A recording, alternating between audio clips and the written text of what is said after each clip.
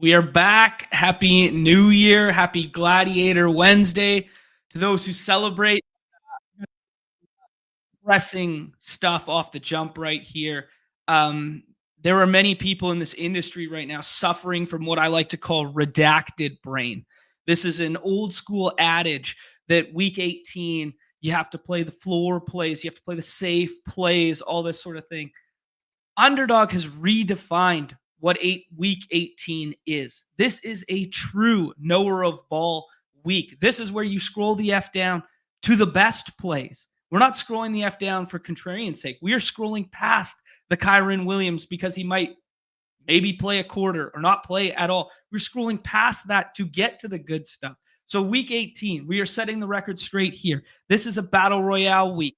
This is a GPP Bro week. This is not for the redacted brain. Underdog has redefined the game, and we are here to prove it. We got last year's BBM champ with us. We crowned a new one over the weekend, and we're going to dive headfirst into this slate. Pat, what's going on, my friend? Not too much. Yeah, excited to talk the slate. And we can't think about BBM anymore. We gotta think about the weekly games, the playoff best ball, cash even. If you're so inclined. Yeah, I am not inclined this week. Actually, this is a scroll the F down GPP Bro week for us. We alluded to that one. You are now former BBM champion, new reigning champ. Fareed Shahid, shout out to him, $3 million man. I tried my best to get him on the winner's circle, couldn't get a time to link up yesterday. So alas, he ends up on Liam's stream. But great show last night. Go check that out. Some great story, great insight. It was pretty cool. I don't know if you great team. Yeah, great team. Yeah. Yeah.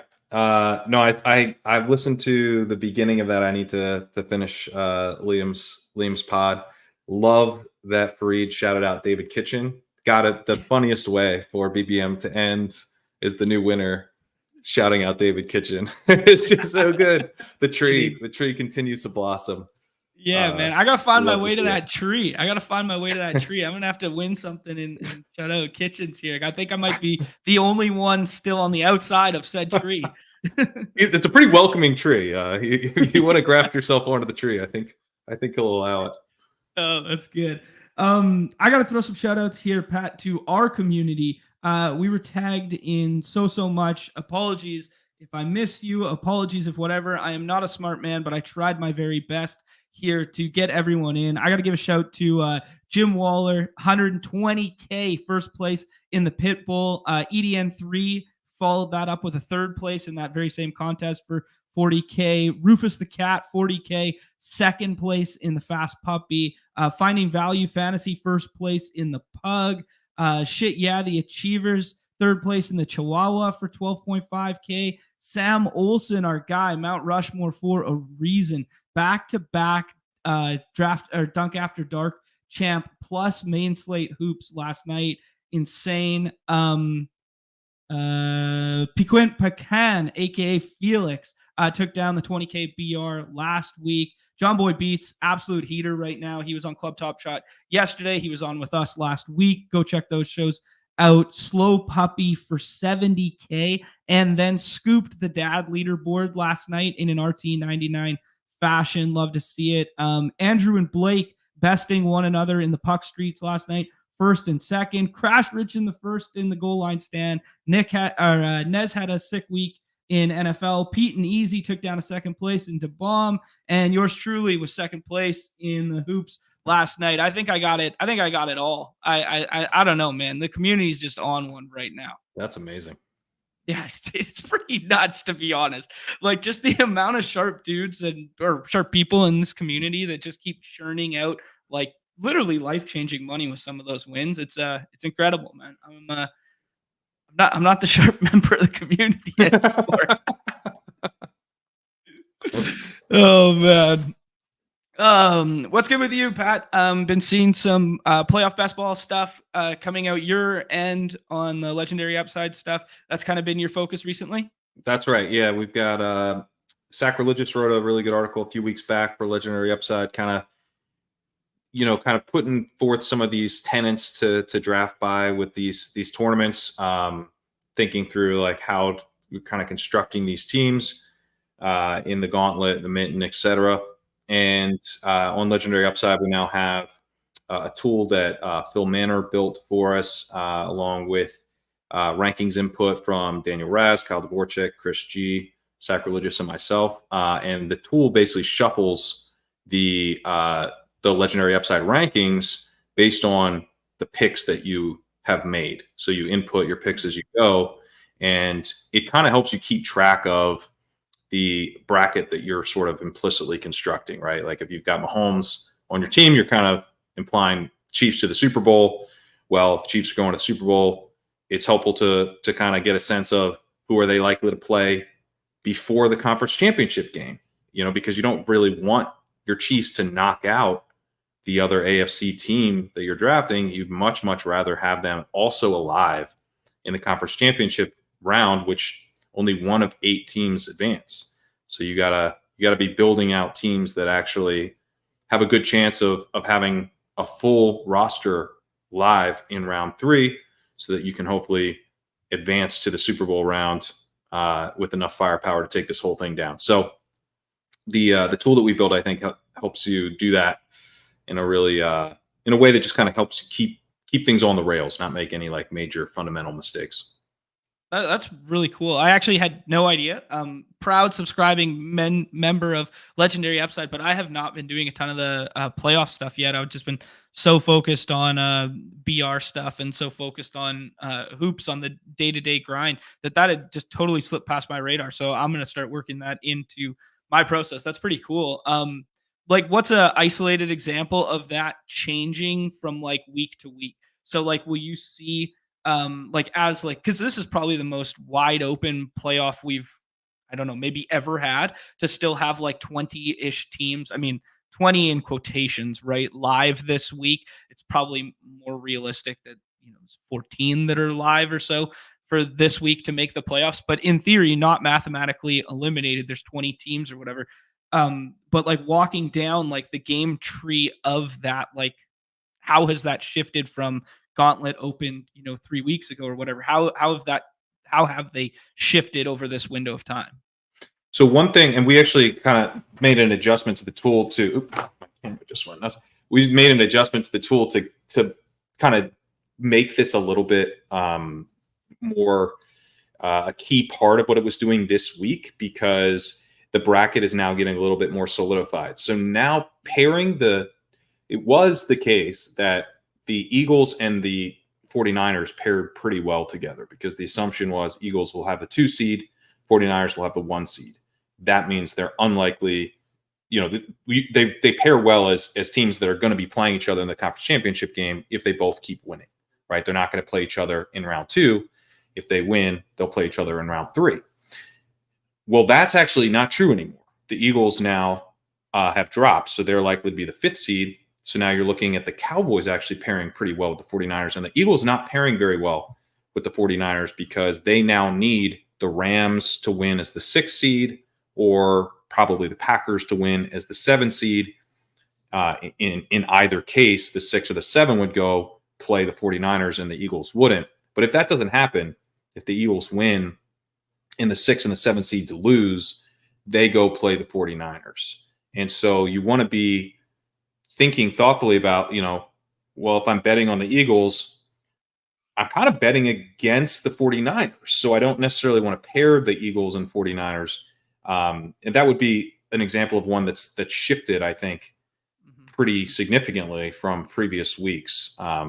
In previous weeks, you could go ahead and pair some of these teams and hope things would sort of shake out in your favor. But we're getting to a point now where it's just not a great idea to pair some of the Rams I like taking, but the Rams and the 49ers, you can do it. I think if you have the Ravens and 49ers and you're like, I got to get this team through the first couple rounds somehow, the Rams can be part of that process. But if you're if you're doing like Chiefs, 49ers, the Rams are actually a pretty bad team to be your 3rd team, because they're very likely going to get knocked out by the 49ers, who you're already betting on to advance in round 2, and now you're showing up in round 3 with 3, 4 dead roster spots because your Rams are completely eliminated. So that I think is becoming a bigger thing you want to keep in mind this week. We now have the bracket starting to kind of come together, and we also have premium podcasts that we've been putting out. We spent about an hour and a half yesterday talking through a lot of those scenarios, teams that pair really well together this week, kind of builds that we like out of the front half of the draft as we try to pair some of these teams together. Nice. Yeah, I saw. I still got the little email, little dot beside it to remind me to go back and listen to it. But I haven't listened to it yet. Now I'm galbraining alongside of you. Obviously, it's such a beautiful format, and it's the true sickos format to like fully dive into this one. Everyone who's sharp within this community and stuff has talked about the edge that exists in this contest relative to other best ball style contests. But I got one little like inclination for a tool in the future here, and I want to know if you have merit. Just that I was thinking through while you were talking is the way ADP like shifts and manipulates itself around matchups from like start to end. Could we project ownership and like dead rosters that would exist based on combos that we think people were progressively making? Sorry, I don't fully follow. Okay. So like the draft window being like as long as it is for like the gauntlet. This wouldn't work for like mittens and stuff that are more like time box, right? But like the gauntlet window being like so long here.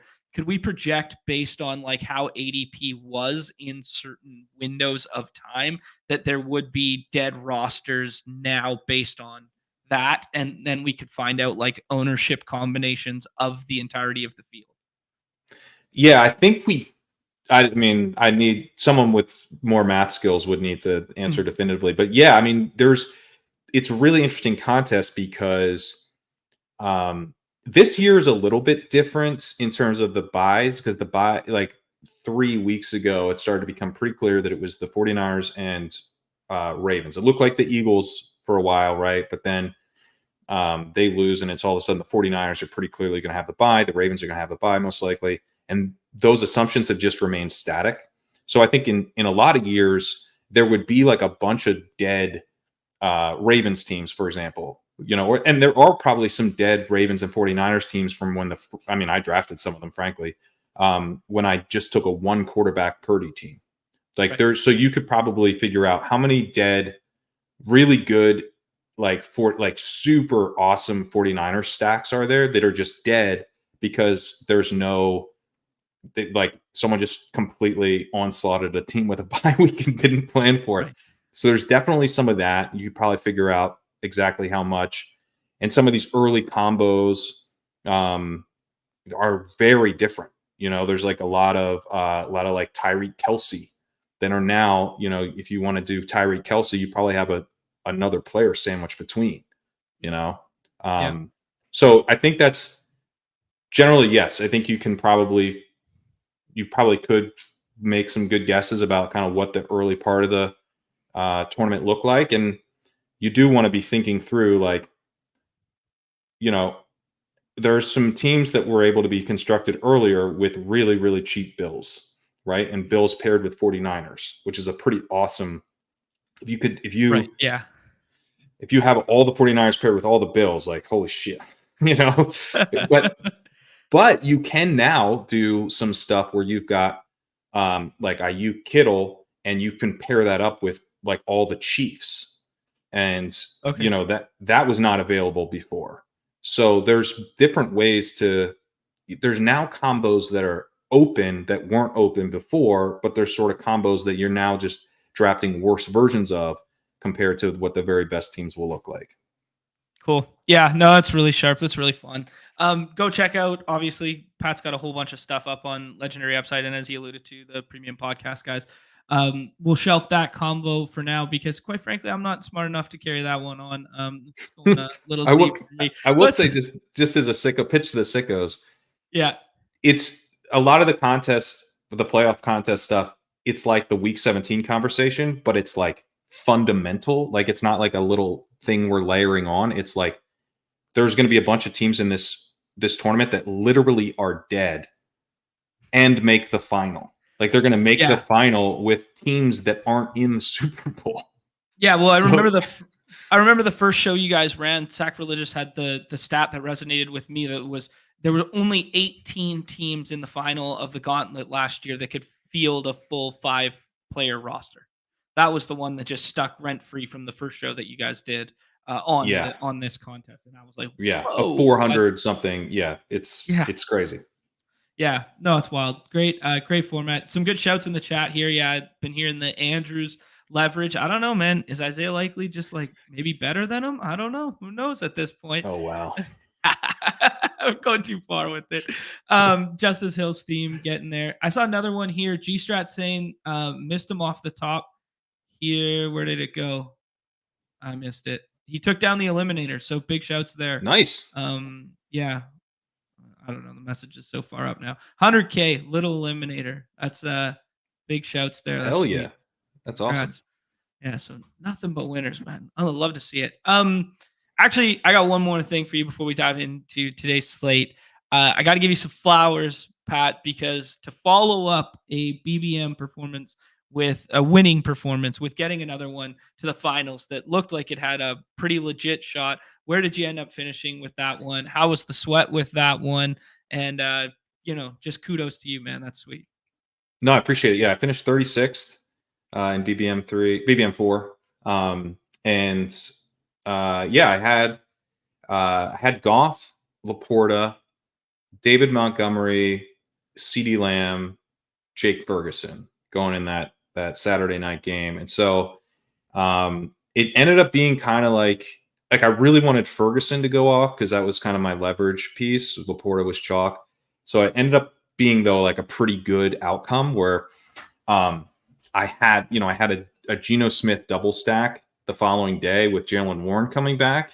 And I was like, this is my path, right? Like the same way last year I had this like very low owned Tom Brady stack with DJ Moore coming back. I was like, it's unlikely that this happens, but if it does, I'm like in really good shape. And it was nerve wracking to then be reliant on Geno when Goff dudded, but it was like, this is the only real kind of realistic shot because Goff was so chalky. Obviously that didn't ultimately happen, but it was kind of fun to still have Jalen Warren hit my lineup. Him and Breece Hall are yeah. I mean, he and Breece Hall are like, I was massively, my camera keeps falling. I was, those are my two highest drafted players, not just running backs. So for them to both be on that team and hit the final lineup was definitely really fun. Yeah. But yeah, Geno, just that game was frustrating. And ultimately, like once that didn't happen, I still had Ty Chandler going in the night game, but I was blocked. But that still very fun, very fun sweat. Oh, I imagine. Yeah. I mean, that night game was so weird. Like just starting Jaren Hall at all when like you literally had a playoff chance and like Nick Mullins was turning the ball over and like playing poorly, but he was still giving you like 300 yards of offense and giving you the opportunity to at least air it out a little bit. I don't know. That one was, I didn't get that to me. Yeah. I didn't get that. Yeah. But yeah, the winning team was pretty fun. Freed's team was really sick. So it was nice. I enjoyed that he had, the mini that you kind of wanted, the CD and Amon-Ra, but then also had the Jordan Love stack. And that's what I was jealous of, like to just have the one out, the Geno out. I was like, man, I really, even heading into Sunday, I was like, God, I really wish I had another quarterback that could do something. Yeah. I mean, maybe that's a good meta and just overarching conversation point. I mean, we're going to gal-brain it all off season and stuff like that. But what do you think, like, just like the biggest takeaway from this year compared to last year? Do you think we're on the right path, right trajectory with roster builds and this sort of thing? Or do you think there's going to be like some more pushback for some, threes at the onesies positions and 7 at the running back, 6 at the wide receiver, stuff like that? What do you think? Yeah, I mean, one of my first things that I was thinking through today was I was just like, man, I really want to dig in and figure out what would my roster construction be if I was just optimizing for a single week. Like if I just want to win 1 week, do I want 3 quarterbacks? Do I want 3 tight ends? Do I want 5 wide receivers? Do I want 6 running backs or 7 running backs, but they're all kind of late? Like, do we need to rethink roster construction a little bit to optimize for winning 1 single week when, there's going to be 400 plus people that we need to beat in that week, right? Because we were thinking about that for weekly winners. You know what I mean? Yeah, for weekly winners, right. And we flipped our whole meta as like that for that, where maybe what we were designing for weekly winners was actually effectively what we should be designing for BBM and vice versa. Yeah, I think that, this fundamentally BBM is a single week DFS tournament, but you get into it by winning in week 16 and in another single week DFS tournament. And then you get into that by winning a single week DFS tournament in week 15. And you get into that by winning a season, or not even winning. You finish second in that one in the season long. And then it's, 2 out of 12, which is by far the easiest to do. So, I do think that because this is another thing that I've been thinking about, is like spending your luck, right? Like, I think a lot of people want to basically spend their luck in the final. They're like, I can construct my edges, and then I need to get also lucky. So I'm going to take my edge, and I'm going to focus my edge on getting there.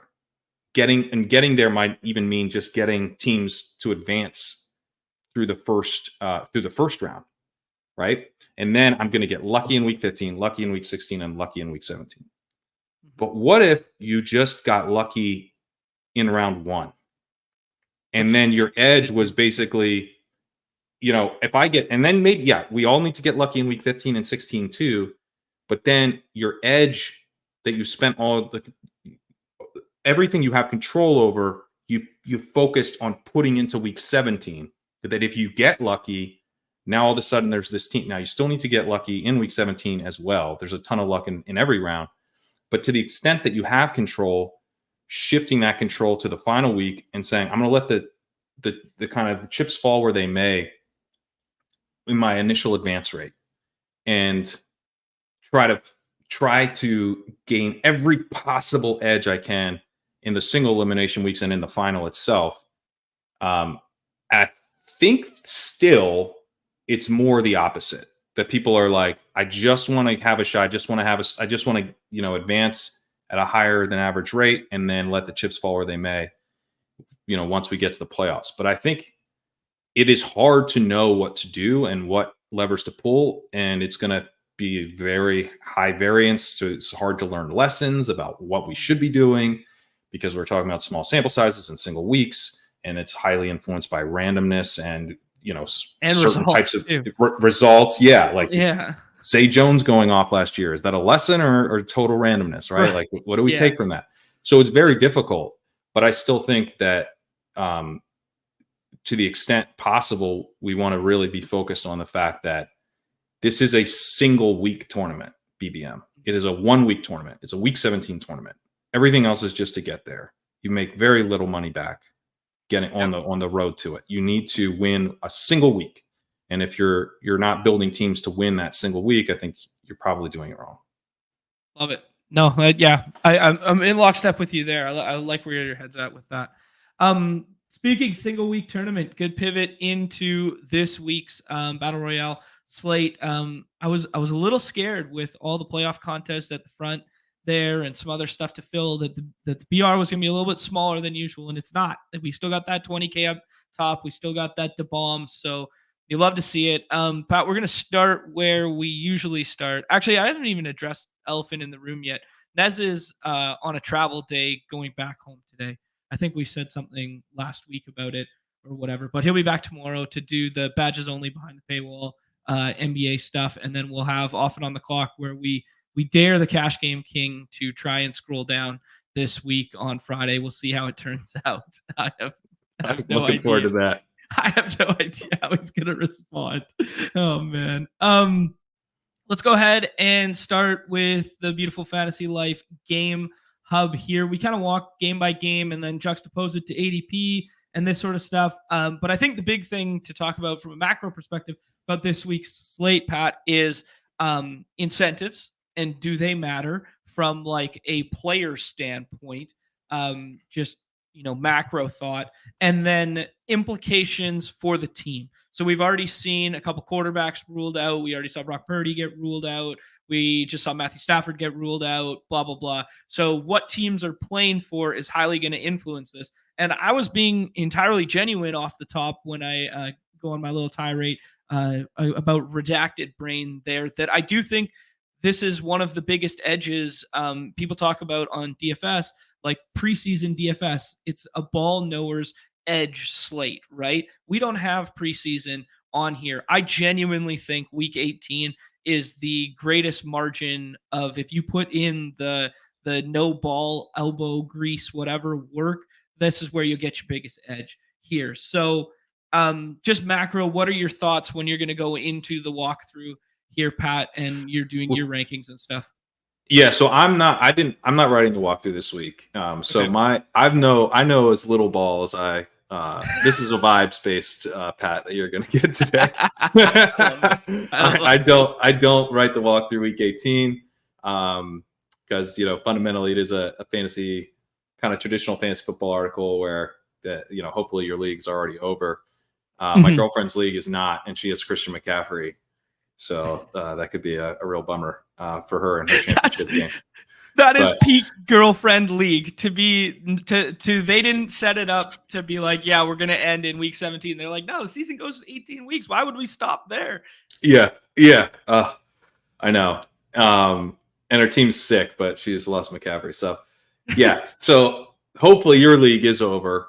But yeah, my ball knowing is a little less than usual, but happy to dive in. Yeah.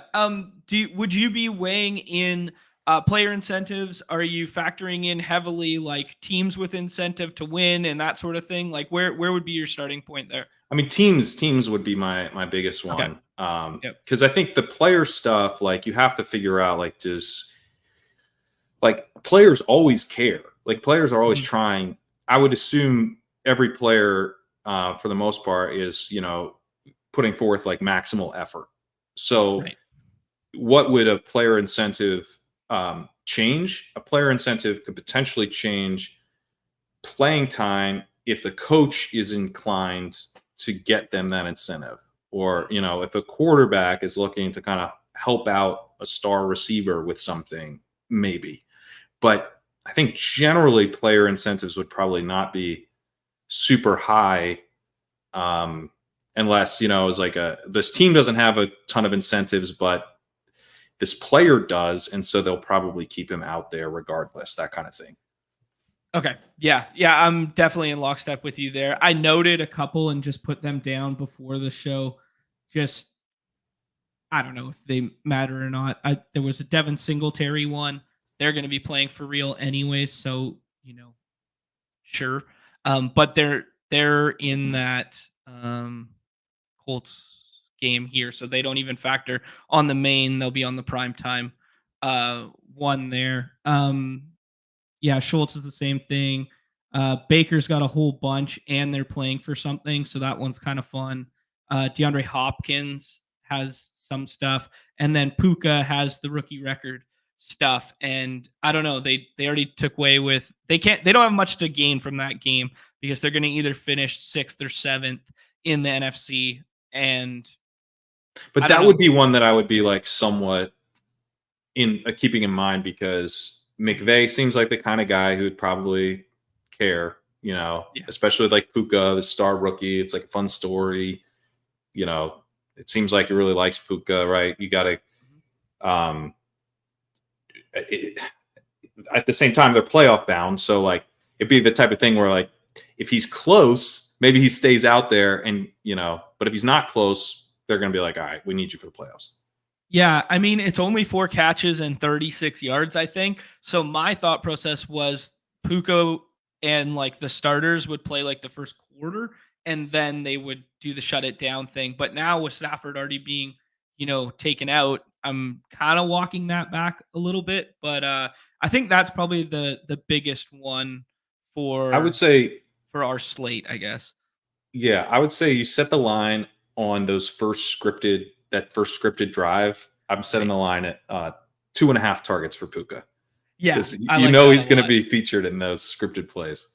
Yeah, that's a good shout there. And then we kind of got to wait. Like, if you know he's going to get, let's call it he's going to get 4 targets or something like that in the game. Like, what is he worth in terms of ADP? Right. Well, he probably shouldn't be in your player pool, but is 4 for 80 and a score enough on a week 18 slate?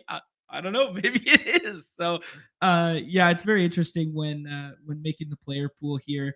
Other ones I had was but they're team laden ones too, like Jordan Love making the postseason, Geno making the postseason. There's some big ones there. Packers obviously in a better spot to control their own destiny than the Seahawks, but yeah, I just some macro thoughts that I had there. This first game on the slate here, kind of, what we could consider a pace up game, which is not something you thought you would have said about a NFC South battle that has playoff implications late in the year. Here, I kind of like it, Pat. I kind of like it. That's it. Wait, why would you say pace up though? Because they've been throwing at a higher rate. The Saints have been throwing at a higher rate the last 6 weeks. Okay.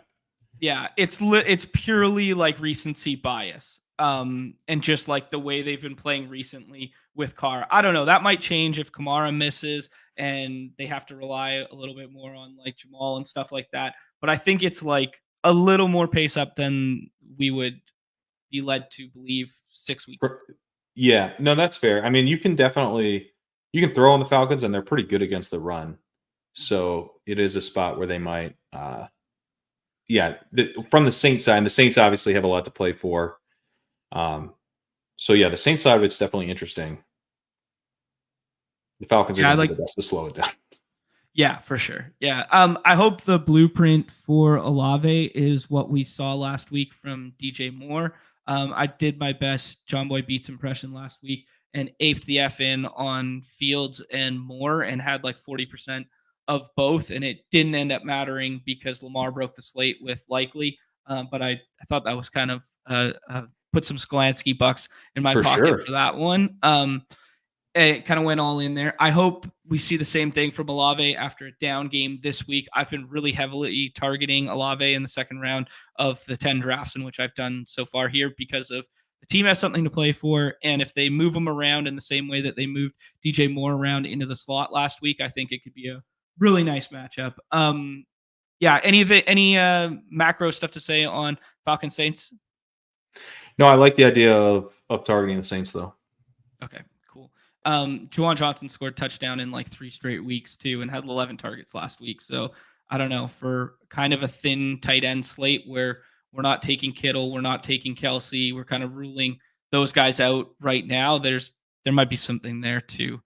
Jags got a whole lot to play for. We have no idea whether Trevor Lawrence is going to play or not, or I have no idea whether he's going to play. I don't know who's going to be at quarterback for the Titans, but it's probably not going to be Will Levis this week. Christian Kirk might be coming back, and he is free as a scroll EF down in drafts this week. Travis Etienne, another guy in which I'm kind of targeting just with incentive to win kind of mantra. Anything you like from Titans Jags? What were the Hopkins incentives? Hopkins incentives were pretty lofty, I think. 7 more catches. Oh, okay. 7 more catches for 250K, 49 more yards for 250K, and 2 touchdowns for 250K. So, I mean, if you get Tanny at quarterback instead of I don't think it's going to be Levis regardless, but I don't know. They might see what they have in Malik, I guess, and just be like, this doesn't mean anything for us. But if you get Tanny out there, I could see kind of the vet tandem of, okay, I'm just going to lock on to you and try and make you some money. For sure. Yeah, it has to be Tanny because, Malik's not going to. The incentives could be 3 yards, and I'd be like, yeah, exactly. Oh, man. Yeah, but I like the. I mean, Hopkins is definitely kind of interesting in that, and you can throw on Jacksonville, so yeah. Cool. All right, I'm Hopkins excited. kind of Hopkins as a player pool one for us then for sure, because if we go to the current sneak peek at my hoops rankings there, screenshot it, guys. Let's see. I'm gonna put it in here just because I think he's not getting drafted at all. Yeah. 35.6 right now. Okay. Low key, scroll the F down target there, that kind of feeling. Lions and Vikings. Lions don't have a ton to play for, but Dan Campbell is Dan Campbell. They can basically move up like one seating position, but they're pretty locked in where they're at. Vikings just announced they're going to start Mullins.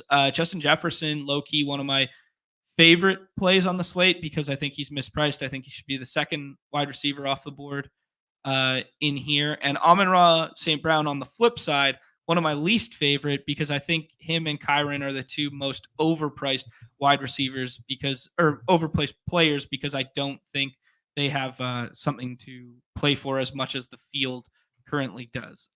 Just to give you a little context, Pat. Yeah, and Amon-Ra is the Vikings are zero. not technically eliminated, right? But they basically are.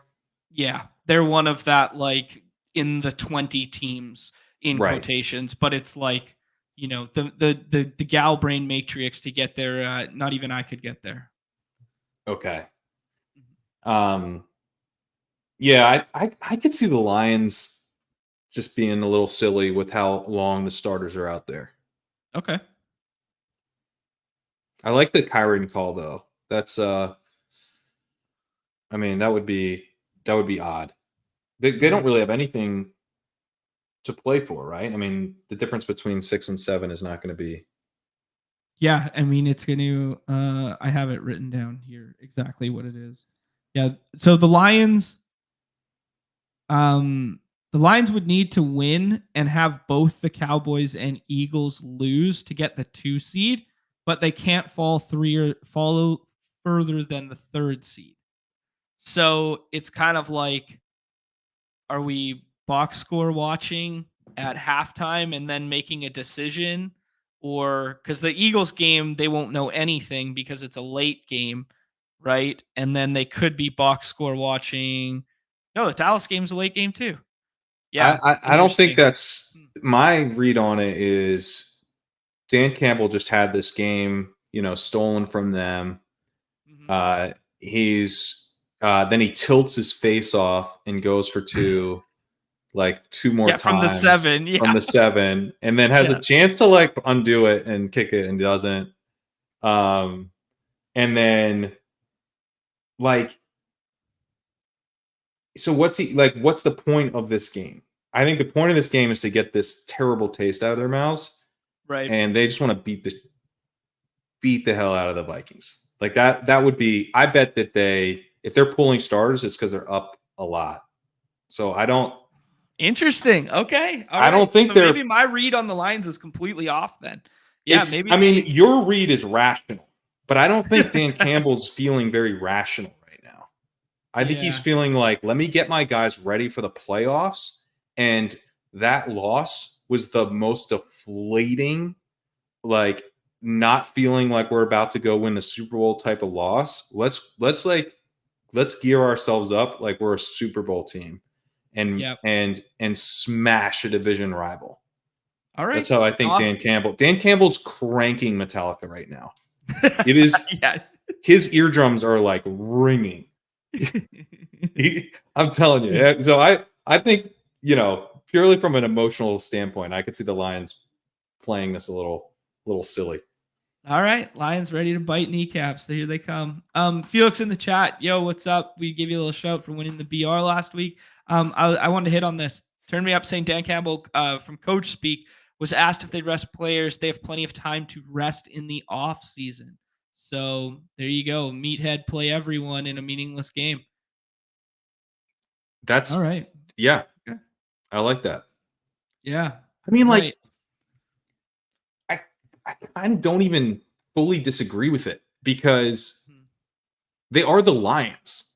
Like if this was, I mean, that if you were the Cowboys, you know, Well, it's funny. It's funny that you say that because nobody knew what you meant, but everyone knew what you meant when you were like, "You are the Lions." It's like, yeah, of course, yeah, okay, I got you. like if you're, you know, if the Cowboys go out and Dak gets hurt, you know, then it's like, guys, in this exact situation, right? You're like, what are you doing? But if Jared Goff were to get hurt in this game while they play the starters, you'd be like, man, that was, I mean, Campbell would catch a lot of shit for that. But at the same time, what really changed? Like, are they actually in position to go win the Super Bowl? Like, no one believes it. So it's like, if you're trying to pull out this like 2007 Giants like unbelievable run, like you gotta feel, you know, I think he wants them to feel like mentally in a place where like they can actually pull that off. Beating up on the Vikings in Week 18 maybe doesn't matter one way or the other, but I think he will think it does. It would be kind of funny if they kept the starters in and then lost to the Vikings because that's definitely not how to get ready for the playoffs. One thing that Nez reminded me of was last year, fake sharp Staley kept Keenan Allen in the ball game in a meaningless game for, you know, kind of like deep in the second half. He ended up not breaking the Week 18 slate, but he ended up being like a pivotal piece on the Week 18 slate that you needed to win. And then he ends up getting hurt and then misses time in the postseason and blah, blah, blah. So that one's living rent free in my head of like, man, these coaches, they have to learn these lessons where it's not one for one because the Lions can still move up a spot, but like that Staley one last year was just so bad. Yeah, and Campbell, I really like Campbell. Like he's, you know, in some ways he's like the most like meatheady like kind of coaching cliche, but then also like that guy doesn't normally go for two in that situation or go for fourth down constantly, or I think he's like a pretty sharp guy. So maybe my read is wrong. Maybe he just wants his guys to go out there, look good, put up points, and if like they you know, score 3 touchdowns in the first half, maybe he just pulls everyone. Okay. And maybe it's more, I still think there's something to like, he wants to get the taste out of their mouths kind of thing. But I definitely don't want to be underestimating Dan Campbell because I think he's sort of sneaky sharp at the same time. So maybe if he feels like he's accomplished that goal, he does pull guys in the second half. Okay. And I mean, let's be real here. Lions at home versus a team that, you know, blitzes a shit ton. Goff renowned as like get the ball out quickly guy is like when he thrives versus the blitz, right? So in a vacuum, like this is a decent spot. So maybe the ADPs are justified for the Goff and Amon-Ra. Yeah. Like if they score 28 points in the first half, maybe that's enough to win your BR. All right, cool. Jets, we've got Brees exploding all over the place the last couple weeks. Gets a little decent spot here. No reason to take their foot off the gas. Other than that, probably not touching this game environment. Maybe a little bit of Zeke because the role's been so strong despite the pass catching going away last week for whatever reason when we decided to spice it up on Friday with the receptions call there. But for me, it's just Brees in this game and move on. So this is not my normal take here, but I don't love this spot for Brees. Okay. Because the Patriots are actually pretty good against the run. And the thing with the Patriots is that you can run on them because they stink and you're going to be in positive game script. So you can just kind of pound the rock. And so you'll probably see a pretty good workload for Brees, and he's always live to rip off long runs. But a lot of his value has been driven by just a ton of dump-off work. And the fact that the Patriots can't push the Jets, most likely, in a weird way, I think hurts Brees. And given that their Patriots also are pretty strong against the run, you know, it's like you're probably looking at like a lot of stuffs for Brees as a rusher with less receptions than we've gotten used to. And then it comes down to, does he rip off some long runs? So He's always a really strong bet to do that, but it's like a thinner path, I think, than the last few weeks have been. Yo, that's a good shout because he's going in almost every draft right now, and we might be able to find some better targets than him. He's going at he's way up now. He's at 13 now, so he's 100%. I'd be willing to fade he's getting Breece Hall at that price. Yeah. Okay, cool. Yeah, I like that shout then. That's a good one because there are some guys back here with incentives to play that, maybe not better matchups, but like comparable output in the cards. Like as you alluded to, if we think Detroit goes, like we could get the Zamir White usage game again if Jacobs sits. There's the Elijah Mitchell one, him and Jordan Mason splitting time.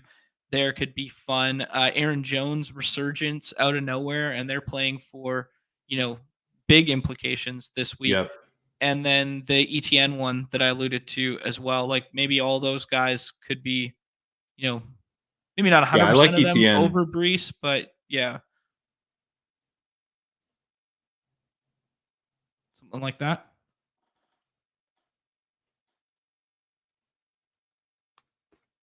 Pat, did I lose you? Nope. No, I'm here. Okay, cool. All right. Let's jump back here. Tampa Bay, Carolina. Tampa Bay's got everything to play for. I've been targeting Tampa Bay. I'm gonna have some Baker doubles. I'm gonna have a whole lot of White and Evans and some back end Godwin. I'll have some skiddy stacks with Cade Otton even. I like this spot. This is the number one spot in which I'm going to relative to ADP at the moment. Am I crazy, Pat? No, I don't think so. I mean, you've got Panthers don't have anything to play for, but they're trying to avoid, this season being any more embarrassing than relegation. It already is. Yeah, relegate. They kind of are. They're like playing to not be relegated for real. So I think they'll be like out there, and so they'll be motivated even though they have nothing to play for. Is what I mean. And then the Bucs have a lot to play for. So I like this spot. I think in general, I don't, it's not always the best when the Bucs are going up against a team that's easier to run on than pass on, because I think we have seen the Buccaneers go overly conservative at times this year, even when Baker's played well. Sometimes they have like a really low pass rate over expected. So I always, want to see them in matchups where it makes more sense to pass than run, and this is the opposite of that. Panthers are pretty easy to run on. You can pass on them too, but they're not like a pass funnel defense. If anything, they're a run funnel. So that would be like my only concern, is that maybe we get a little bit of a conservative game plan from the Bucs, and then the Panthers can't really push back. Although we have seen the Panthers play a little bit better recently, so maybe, and the Bucs defense kind of stinks. So maybe we get the Panthers at least mildly pushing the Bucs off what could be a conservative game plan. Before we got that, they won't rest their starters memo, I was low key drafting early in the week, hoping that this was going to be Andy Dalton, and that would push game environment a little bit more. But yeah. Now, Breece got a little bit banged up last week, went to the medical tent. I was like, maybe they just don't put him out there and they just let the red rifle sling it against the pass funnel and see what happens and push the game environment a little bit. That was kind of like my bro science-y gal brain initial aping in there. No, I like that. And I agree with G Strat here saying he thinks White is the play. White is probably the safest way to play this game, because you're going to get lots of work if they go conservative, they play from ahead. He's in a good matchup. And then if things get more fun than expected, White should have plenty of involvement as a passing game guy. He definitely stands out as like ticking all the boxes, tier 1 RB relative to the rest of the ADP here. Because sure. you poked holes in Breece already. The Kerrane, I mean, he fell to 30 in a draft of mine earlier today. Wow. People are wising up to the fact that ADP doesn't matter this week, and like Kerrane is a real rest candidate. let alone, maybe only plays a quarter if they do play the starters kind of thing. So I think he does stand out as kind of like the best circle your calendar play on the slate outside of maybe CeeDee Lamb, Justin Jefferson, and Amon-Ra, something like that. Yep, I like that. Battle of Ohio. It sounds like Cleveland's going to rest everyone. Jeff Driscoll revenge game here. Who gives a shit? But I think the Bengals are low key getting slept on here, just in terms of ADP. I know Jake Browning hasn't had the big games in recent memory or whatever. Which screen am I? Here we go. But like I aped in on Jamar late last week. Didn't turn out well, but like T. Higgins has a legit Q tag, and Chase is going at 30, and Cleveland might rest everybody because they're not going to play any of their offensive starters, and it's already started with the quarterback news there. I think, man, getting like a little skinny stack, Jake Browning plus Jamar Chase with some leverage at the back end of this feels kind of nice. I love that one. Yeah, and I think just from my feel on this from just like years past is that we can sometimes get a little bit overworked. We can overthink the motivation stuff a little bit when the fact is that a lot of these teams haven't had any real motivation for a long time. Like they're not making the playoffs, right? But these are football players who have short careers. They're playing for contracts. They're playing, they're out there trying to maximize the opportunities that they get. And so it doesn't really matter. Like, I don't think the Bengals are going to be like sleepwalking through this game just because they're eliminated from playoff contention. And I think the Browns will also be playing hard, but the Browns who are playing will probably be backups. So you're looking at a lesser talent, a talent reduction from the typical Browns that we get. So I kind of like the Bengals against the Browns backups seems pretty fun. Yeah, that's kind of how I was looking at it. Now, obviously, because as you alluded to, they were eliminated in week 17 here. There is some like FUD that the teams that were eliminated, Broncos, Bengals, Raiders, Jets, Titans, Patriots, Chargers, all on this slate. Those are the 7 teams who have nothing to play for, and this game is low key a nothing to play for bowl back and forth here. There is a little bit of, hey man, maybe they rest Chase, but I'm in lockstep with you there, where I think these guys are football players and they want to go ball out, and Jake Browning's playing for something. So at the very least, Jake Browning's playing for something. Yeah, I think he's in play with, I don't know, maybe you scroll the F down to Tyler Boyd and do like some Galbrain mini stack like that, where he's the guy who they leave out on the field for 90% of snaps because T. Higgins can't go. Yeah, Chase is a little concerning, and they're not going to, and Higgins, but by that same token, right, if Higgins isn't right, then they're less likely to play him, and Chase could ball out. But he's the guy where you would worry about them maybe pulling him. But yeah, I mean, what I would say is like for some of these eliminated teams, maybe go throw on like an episode of Hard Knocks and just watch these coaches as they think through what they need to do to win these preseason games. Like these dudes are like, they're like going into the second half of a meaningless preseason game, talking to guys that they will cut. Like they're going to cut these guys in like a week. And they're like, here's what we need to do. They're like, they 100%. Care. They really care about these games. Like, I don't think a lot of these coaches are not, this is not like a write-off, whatever, who gives a shit if we win game for a lot of these coaches, even if nothing's on the line. Love it. Yeah, love that take. Last couple here. Well, I guess we got the Raiders one sneaking down there too. This Seahawks have kind of everything to play for. It's weird because they did themselves a huge disservice to losing at home last week, but we got a dome game here where we just saw Kyler play probably his best game of the year last week. Same with James Conner. They're Arizona breathing life into their offense and clearly playing to win games for whatever reason right now. But one of the higher totals on the slate with the Seahawks having something to play for. This could be the shootout we're all circling in the late afternoon window. Yeah, as someone who just watched Pete Carroll fight against a shootout with all of his might, and Yeah. while having a Geno double with the Warren bringback, I'm not sure this will be a shootout. Yeah. That guy really does not want to be in a shootout. So yeah, I mean, but it certainly could be because the Cardinals defense is they just stink, and you can pass on the Seahawks a fair amount. So my concern, I guess, would just be both teams playing things conservatively. Okay. Yeah, that's fair.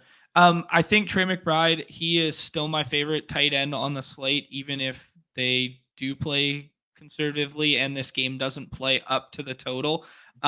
He has now moved up to tight end one. He previously wasn't. And these Q tags here on Njoku and Kelsey, I'm not touching either this week. And I think there's a really good chance neither of them play, but they were previously above Trey McBride. So maybe the Trey McBride discount is gone now, but the role is just insane despite The roll's nuts. Yeah. Yeah. He just they for whatever reason he hasn't scored touchdowns. They haven't targeted him in the end zone the last couple weeks here, but we know the variance associated with touchdowns. So I think he's my tight end one for the week, and then I'm mixing and matching these two, and I'm pure fading these Q tag guys and scrolling down to this next tier to find some other targets there. I don't think Njoku, Kelsey, or Laporta's a little different, but I don't think Njoku and Kelsey are in my player pool at all this week. What about Waller? Waller's at 11. He is a nice little scroll the F down target here. We saw a lot from Ty God there, and we know that Eagles are a pass funnel. I like it a lot. Yeah, playing for pride, but I think they have Ty God. He matters, and so I could see that one being kind of. He almost threw for 400 yards last week. Yeah, and we he's good. Saw the 50-yard bomb to Slayton. I've done a couple Slayton plus Tyrod minis already. I haven't done the Waller one yet, but I'll definitely mix that one in. Love that shout. Actually, maybe any other tight ends that come to mind at the back end here that you're thinking through? He's the one that really jumped out. Okay. Kraft, you like Kraft? I'd be in on the Kraft one just because of the narrative if the Musgrave news from this week goes poorly yet again. So he's been practicing. They started his 21-day window, and he's practiced the last 2 weeks and then been ruled out like early-ish, like kind of by like Friday. He's been ruled out each of those weeks. If that same trajectory happens again, especially if we don't get either Reed or Watson, I think, Kraft gets in my player pool for sure. I like that. Tyler asking about Bellinger versus Waller. Okay. Bellinger only ran 20% of the routes last week, and Waller was at 80%. It was weird. He got a lot of targets. Bellinger did in week 16, but it seems like I'm not super worried about Bellinger. Cool. Perfect. Yeah. And I mean, like we've talked about it on this show a bunch, how like you beat the Eagles. It's over the middle of the field and probably no Slay again, right? Question mark. I think Slay's still out. And the pass funnel element is, I think pretty real with them too. And like we've seen Brian Daboll at times just go like nuts with play selection.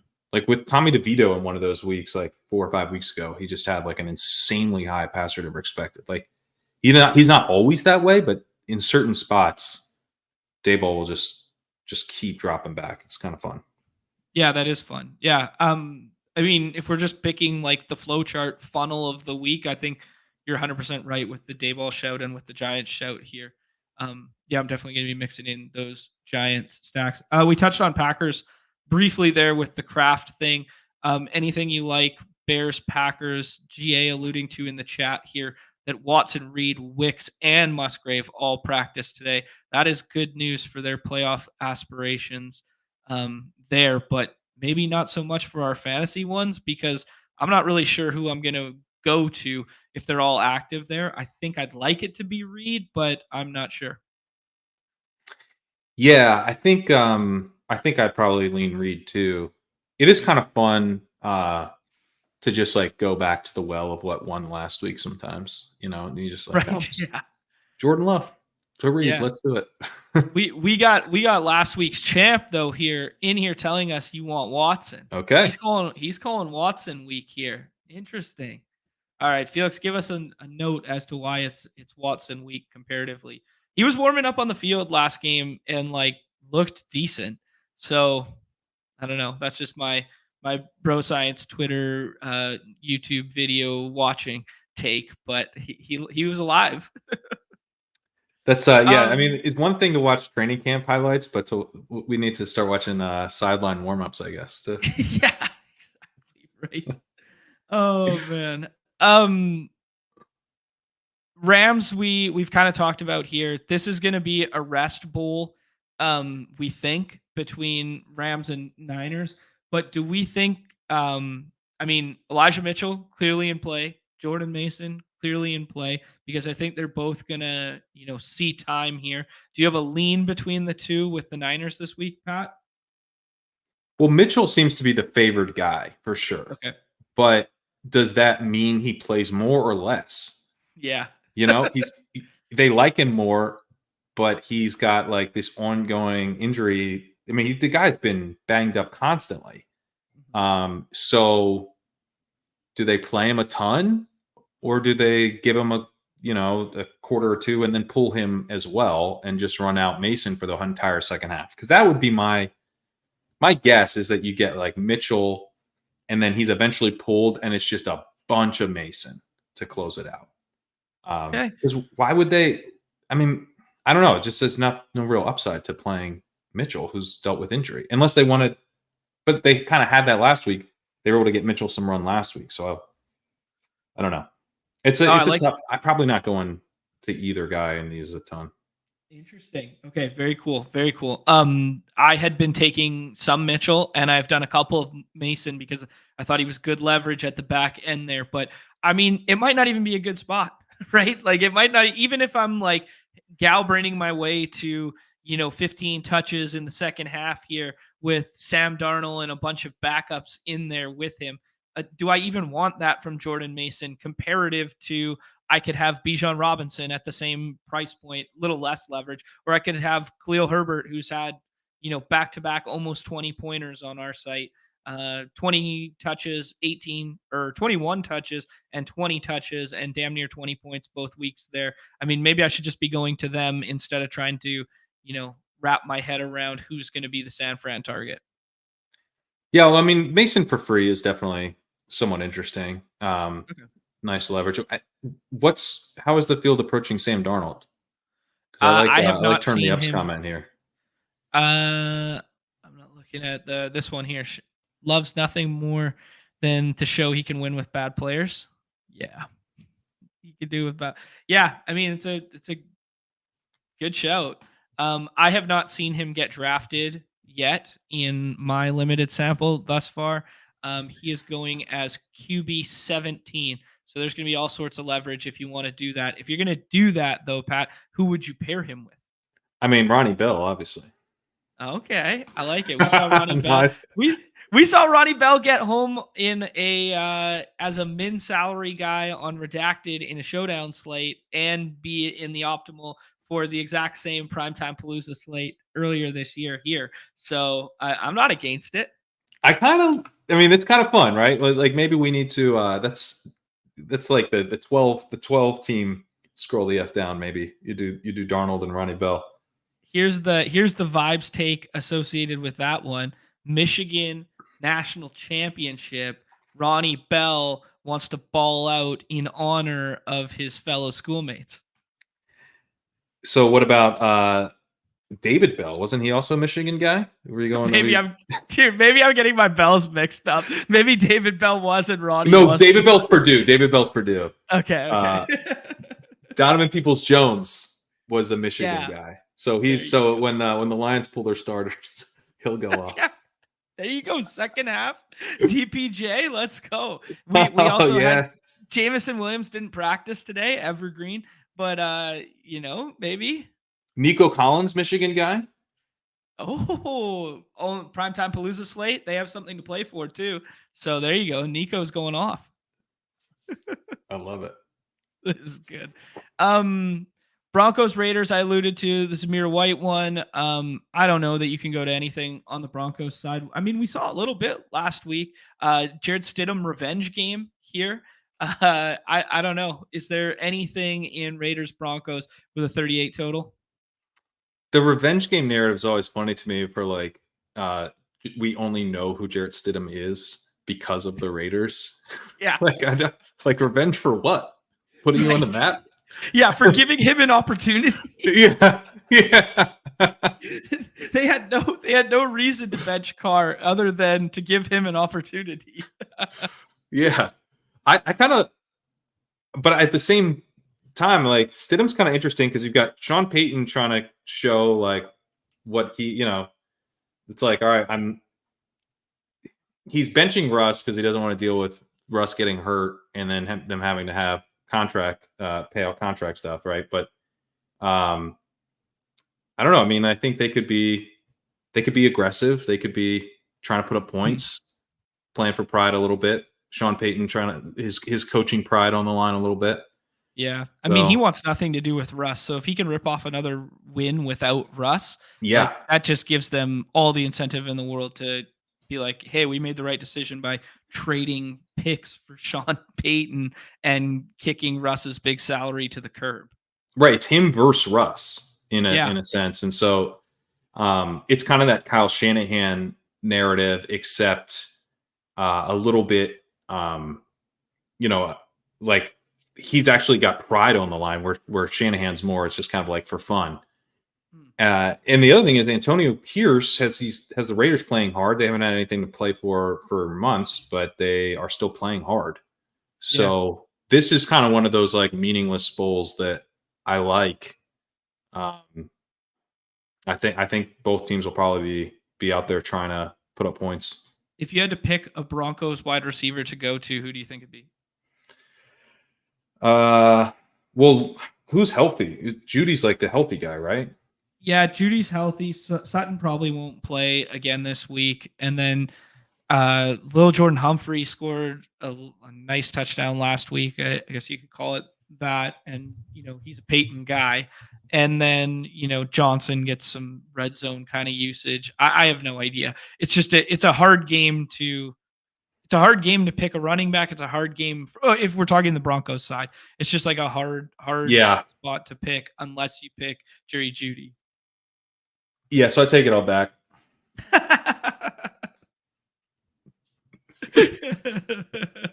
I'm not playing Jerry Jeudy. That's good. Oh man. I'm steering entirely clear from Chargers Chiefs. I have no idea who's going to play in either. Easton Stick, we've seen a little bit of rushing upside from him, but I'm not going to run him naked here. I think this is it's a Chiefs rest everybody, and Chargers have no incentive to play Keenan Allen or Austin Eckler in any big way. So I'm just staying away.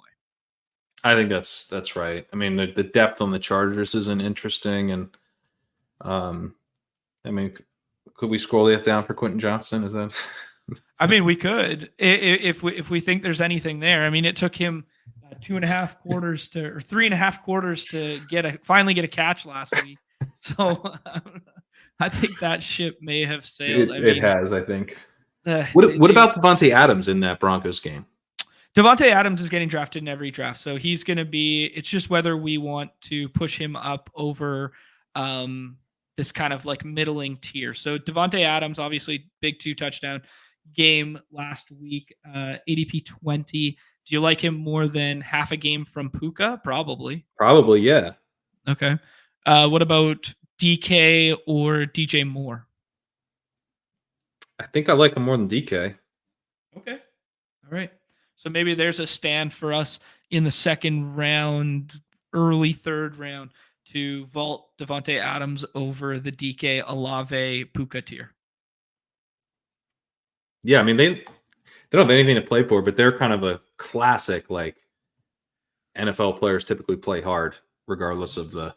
And Pierce, I mean, Pierce is fun. Like, I think he's got these guys motivated, and he's certainly not going to just have his guys lay down in the final week of the season to end his interim head coaching gig. Like, that's mean, that's a motivated group, I would say, even if there's not playoff implications. Okay, cool. No, I like that shout a lot then. Yeah, I'll be moving Devontae Adams up above that tier. We just got this news. I can't see who dropped it in the chat. Where did it go? Tyler, thank you. Cup, Donald, and Kerrane all ruled out. So there you go. Kerrane had a 4 ADP, and now he's off your board. That's where the I know ball edge comes in this week, guys. Could get a lot of Ronnie Rivers. Oh, good shout. There you go. Yeah. Ronnie Rivers we know like McVay's system's probably not going to change, and we know how he loves to utilize one running back in like an alpha role like that. That's a good shout on a scroll the F down for Ronnie Rivers. Didn't think we'd be saying that one. Love it. Dallas versus the pass funnel. CeeDee Lamb is 101 off the board for good reason. Also because we think they're going to play. That being said, if they're watching the scores at halftime and, Eagles are losing or something, they could take their foot off the gas in the second half here. I don't know. It's all gal brain at that point, but are you comfortable with CeeDee Lamb as WR1 and Dak as QB1 or QB2 rather? Yeah, I think I'm more comfortable with CD than Dak. Because like CD's, you can just get there so easily. Whereas like with your quarterback, you'd love for them to play the whole game. So that would be my concern, would be like they have the game, because the Commanders are so bad that, they could just have the game completely wrapped up in like 3 quarters. And so you lose Dak for like the last quarter. And it basically what happened last week, where Dak was fine, CD was amazing. I think that's more likely than a lot more likely than the reverse. Okay, cool. When you said that, I lost a home, like pretty decently high stakes league with a bunch of ex-poker bro degenerates. Lost a pretty big one by going Schultz over Isaiah Likely, because in a 2 QB, he had Lamar on the other side. And I had CD and who else broke the slate last week? Kerrane. I had CD and Kerrane on the same team and lost in a championship game. Heartbreaking. Dude, that's brutal. That was a pretty penny one too. That was unfortunate. But oh man, sorry to hear that. No one cares about my team's bat. It's fine. Anything you want to say? Just macro looking at ADP here before we jump in a draft. Anyone that's kind of been jumping out that we haven't hit on yet, or any one of the gal brain scroll the F down variety that's just a name that's come to mind for you? Not really. I guess I'm kind of liking the Raiders. The more we, after talking through that, I think maybe the spots that will go underlooked are spots where there's no incentives at all, but also they're not going to pull starters because there's nothing to save them for, and the players are probably going to play pretty hard. Would you prefer to go the Zamir White route or the Josh Jacobs with the Q tag route if you're targeting that backfield right now? I don't have a great feel for that right now. Okay. It would just be kind of news based. But I like the passing game, especially Adams. Okay, cool. Do we make AOC part of that too, and do the scroll the F down at the quarterback, and maybe Jalen Hurts only plays a half, Dak only plays a half. Green Bay comes out to play in a big way, and you get a little bit of weather in that game, and all of a sudden these, top 5 or 6 quarterbacks don't matter as much, and we do the skinny stack with AOC that doesn't even have an ADP. I'm down with that. You could also, now maybe this is too weird, but could we do like a Stidham with an Adams bringback? Unstacked Stidham Adams bringback, or then now we're just sounds awesome. Okay, that sounds what Week 18 was built for. Stidham spreading the ball out to a bunch of random dudes, and Adams alpha game coming back. nobody wants that little Jordan Humphries skinny stack. We No. just want Stidham airing it out against his old team. 3 touchdowns here. Yeah. Oh, I love it. Here we go. Thank you, Tyler. We care, John. Here's a coffee to spike on your old Bob. Thank you, buddy. Thank you. I appreciate that. Let's hop in a draft here. I told you an hour, in my ways of rambling, we've found ourselves to an hour 15. Rip a draft and call it, Pat. Yep, let's do it. Go to the main slate here. We got the triple doink this week. I'm sure Pete's filling all those lobbies over there, but we're gonna stick to the big bad BR here. Now, Pete, are you kidding? Triple ups? He wants nothing to do with that. That's yeah, way too much variance. Too much variance. Oh man, I love it. We roll the influencer 101. I throw the question to you: is CeeDee Lamb the 101 this week, Pat? Yeah, I think so. Okay. I mean, they're gonna have incentive to put up points early, and the talent differential here is pretty immense. Okay. Yeah, I like it. I mean, like, even if you get a half from CeeDee Lamb against that secondary, and you know they're going to play at least a half with their starters, like if they're up 21 at half, they might taper off, especially if they see the Eagles are, in a tied game or something like that. They might kind of back off of him. But even if he plays, like, let's call it 68% of snaps, and they put their foot on the gas, he gets a touchdown in 90 yards, that might be enough on this slate from your 101, especially with just the floor that he offers. Yeah, well, I'd be curious to get your thoughts on kind of this slate, because it seems like your competition will have missed more of their picks than usual. Yeah. Right? I fully agree. I expect it to be a lower scoring slate because it's harder to pinpoint where the points will be coming from, opposed to the normal BR slates where, everyone in the second round scored between 12 and 23, and your lineup was probably dead if you didn't hit the 23 guy. In here, it might be binary outcomes with your scoring from round 2, where it's 0, 0, 0, 14, and you just have to not catch those falling knives of players who are not going to play as much or at all. Yeah. Yeah, it's kind of interesting. You can kind of stack little mini hits, and then you're probably going to need to hit on the players that go off. But if you have them paired with not terrible dudes, maybe that's actually fine. Yeah. No, yeah, exactly. I think it's more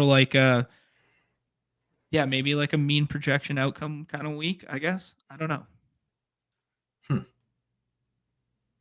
Maybe Pete's right. We're playing for floor. Damn it. We just came fucking full circle. He got me. But I think if you... It's weird also, Pat, because I think the teams that have something to play for are also in decent spots to play for it, right? Mm-hmm. Green Bay, maybe we don't know which wide receiver to skinny stack with and whatnot, and the Bears defense has shown some good stuff recently, but so has that Green Bay offense. And, I'm not afraid to get exploitative over that team when I think, Dak and Hurts might only play a half each. Maybe I'll just keep aping into Love or whatever. Comes back around to us. Kyron's obviously still on the board here. Devontae Adams staring us in the face. Yeah. And with the second one there, do you want to go full piss boy on this room? Do you want to get ahead of tight end with Trey McBride?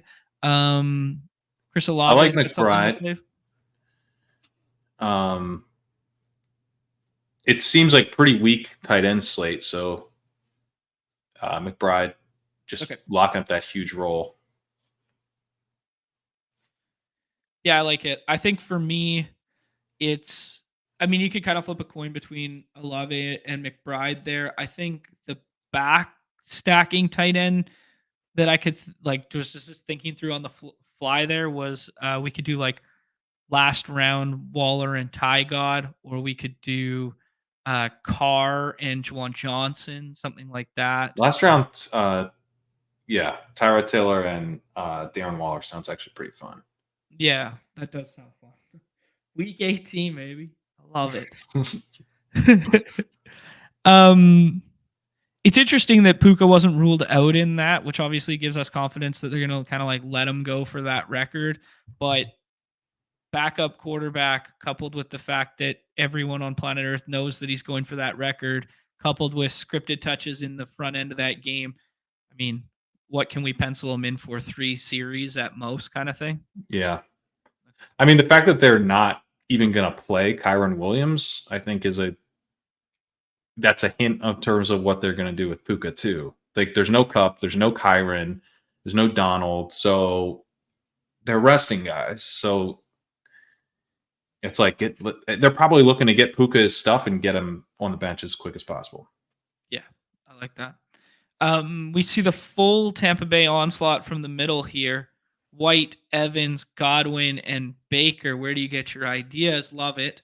See Love go there. I mean, I'm going to have some Nick Mullins this week for sure. Well, I'm just looking at that because he's got Justin Jefferson. Yeah. Have some of that. ETN goes there in front of us. I think we get crazy with some scrolls here, Pat. Let's scroll. Okay. I like your Ronnie Rivers shout. Should we just go ahead and put him in here? Let's do it. Okay. I like it. We're really scrolling. Oh yeah. This is what this week is built for. We're going Ronnie Rivers. We got to think through a skinny stack unless we're going AOC with Adams here. We could do something like Slayton. We could do Slayton's cool. And then we could just backstack with Tygod. Yeah. This is exactly what I dream of. I love this slate so much. I love the fact that the thing I love about week 18 is I can justify my behavior patterns with this shit. Like, we just went CeeDee Lamb, Devontae Adams, Trey McBride. Wow, amazing GM start. And then we just said, fuck it, Slayton, Tyrod, and Ronnie Rivers. Burn it all down. Let's go. And it makes sense to me. It makes sense, you know? I love it. I kind of wish we grabbed Waller now. Incoming 80% Ronnie Rivers. Yeah, the Waller one's interesting because I think that's a really good way to start is if you did Lamb, Adams, Olave, or, mix and match Evans or DJ Moore in there, like all these players that have something to play for, and then you skinny stack weird after that. Yeah, I like it. Is there any other competition with like Evans? Like, do they go like, hey, we've seen enough of Ronnie Rivers in the past, and they go like, yo, it's Zach Evans week, or is there anything crazy like that? I mean, maybe, but Ronnie Rivers had 7% of snaps last week, didn't record a single attempt, had a 3% target share, but he was the only other back than Kyren to even see the field. Okay. Royce Freeman didn't see the field. They cut Darrell Henderson, I believe. So I don't know. Maybe it's Freeman who ultimately gets run. Because maybe they view Rivers as kind of more of like a passing down, change of pace guy or something. But yeah, monitor the news there. See if Freeman is expected to get run. I want to see, just while we were on the topic here, I kind of want to see who else is on the roster right now. Kyren, Ronnie, Royce, and Zach Evans active roster, and then practice squad is nobody else. So they did cut Darrell Henderson there. They're just going to bring CJ Anderson back, and he's just going to run it down our throats 25 times. How old is CJ Anderson? I would love nothing more than one more random CJ Anderson game. He's 32 years old, so it's not impossible. Yeah, too bad he looks like Eddie Lacy now. I'm just doing some gal braining here with some crazy stuff at the back end here. I don't think it's one other one on my scroll the F down list that I liked this week of teams with nothing to play for, blah blah blah. Chase Brown. I think they have incentive where they have Mixon kind of like locked into money where they don't necessarily want Joe Mixon to play a large workload this week. I could see myself getting to some Jake Browning plus Chase Brown mini correlation there. I love that one. Chase Brown looks good too. Mm-hmm. Yeah. Canadian boy too. Maybe I go all Canadian stack. Chase Brown and Chuba Hubbard. Let's go. Yeah. Yeah. Oh, thank you for endearing my my crazy ideas, Pat. Pat, I'm gonna do about 20 minutes of hoops here, but I promised you football and whatnot. Everybody go check out Legendary Upside. They're doing all that beautiful playoff stuff. Any final words for the people, my friend? No, yeah. LegendaryUpside.com. We got covered with premium podcasts and the dynamic rankings for all of your playoff best ball needs.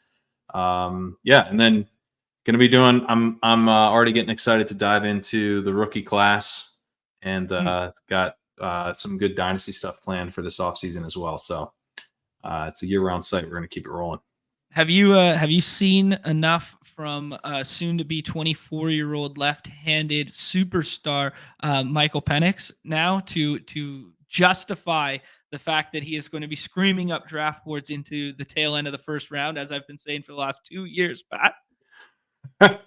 Last 20 years, right? Is that yeah. 20 years? 20 years. Oh shit. Yeah, it'll be fun. I kind of, one of my takes for Best Ball Mania is that we're still not drafting rookies aggressively enough. So, and rookie quarterbacks are, if they're going to be out there and playing, unlike Mac Jones, who I did a million backdoor stacks with, maybe I should have drafted a guy who's actually going to play during the fantasy playoffs, and rookie quarterbacks usually do. Yeah, there you go. All right. Appreciate you, my friend. Enjoy. Appreciate you. Good luck. All right. Thank you. See you. Thank you. All right, friends. I am going to try and figure out what I'm doing here. Boom. We do not have a single layout on this one. Okay. I'm going to switch over to the BadgeBros stuff for 1 second, just because it's easier to navigate. Boom. All right. Let's talk a little hoops for a second here. We got an absolute doozy of a slate. Back-to-backs all over the place. How are we doing for... We are pretty full up here. Almost 90%. We're just going to hop in right away and talk through it on the fly. My ranks are in here right now, so you guys can get a little peek behind the curtain, see what I've been doing. Admittedly, volume a little bit down today just because of the timing of the show and whatnot. I'm going to look at... I'm following the Underdog Twitter here. Boom. Anything piquing my interest here? Oh, D'Angelo Russell just ruled out. I mean, Lakers are running out of bodies, man. LeBron's got the fake Q tonight, I think. They're nationally televised tonight on ESPN. I can't see LeBron missing this game. Yeah. Michael Penix turning 32 next year. Yeah. It's going to be like Brandon Wheaton out there. Chris Middleton, front end of a back-to-back. I mean, I wasn't drafting a ton of him anyways, but he's still on the injury report. It's going to be interesting to see what the Blazers do. They're running out of bodies tonight. Makes Malcolm Brogdon, a decent pick late. But, I mean, you can just take Simons with the Q tag and then swap to him if need be. Kind of fading Pelicans tonight, just like in general. Though no Trey Murphy, or Trey Murphy's questionable. I mean, it's just kind of a gross spot.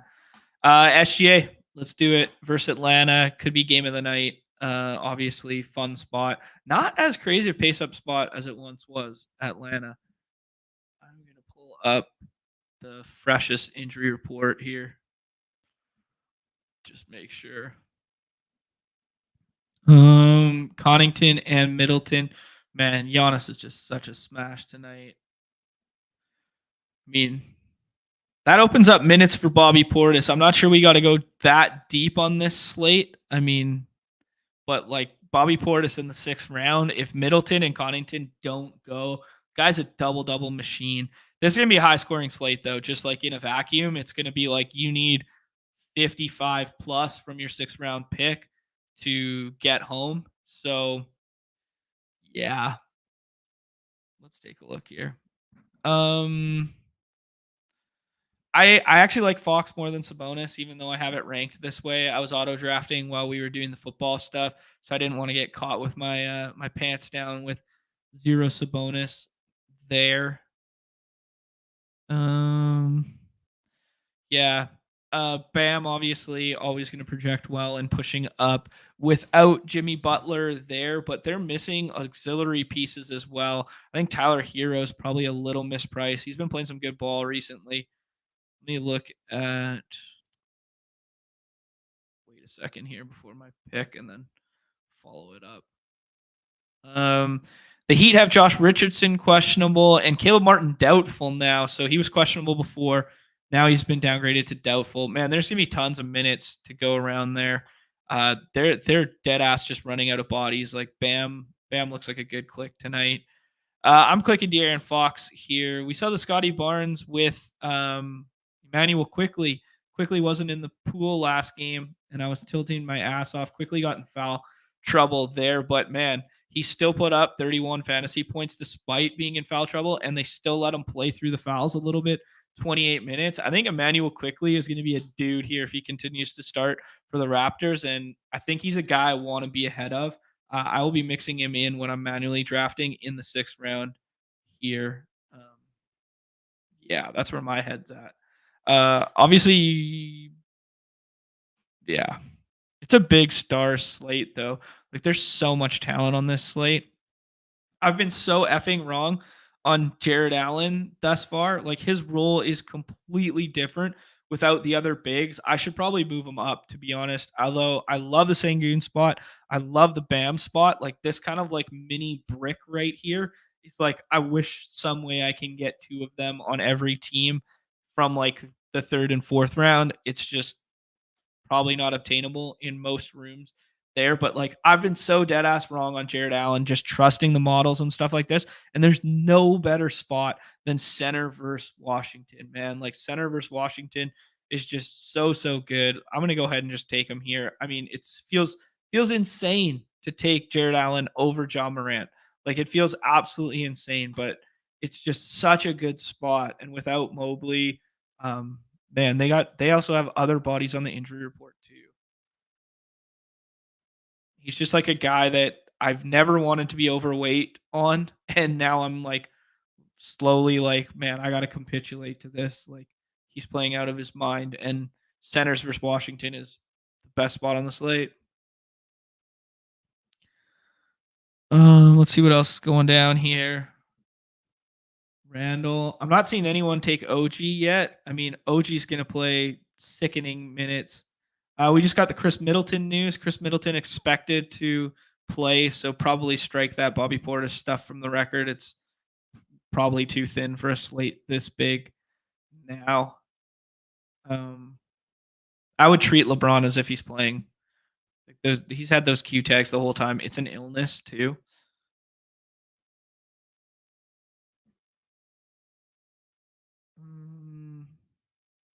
Pacers could do some funky stuff.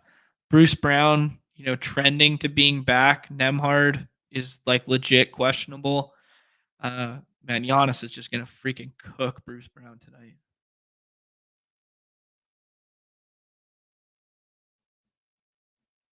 What's going on in the chat here, guys? Tell me who you're drafting and stuff.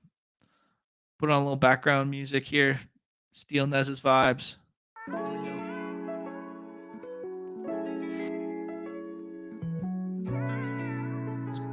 Man, Paulo's been playing big minutes, and versus Sack, it's a good spot. I got Kawhi pushed down a little bit because I never know what to do with like the Clippers guys when they're all healthy.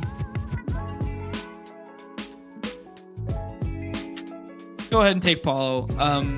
Middleton being in, I had Dame pushed up a little bit because I thought Middleton was going to sit.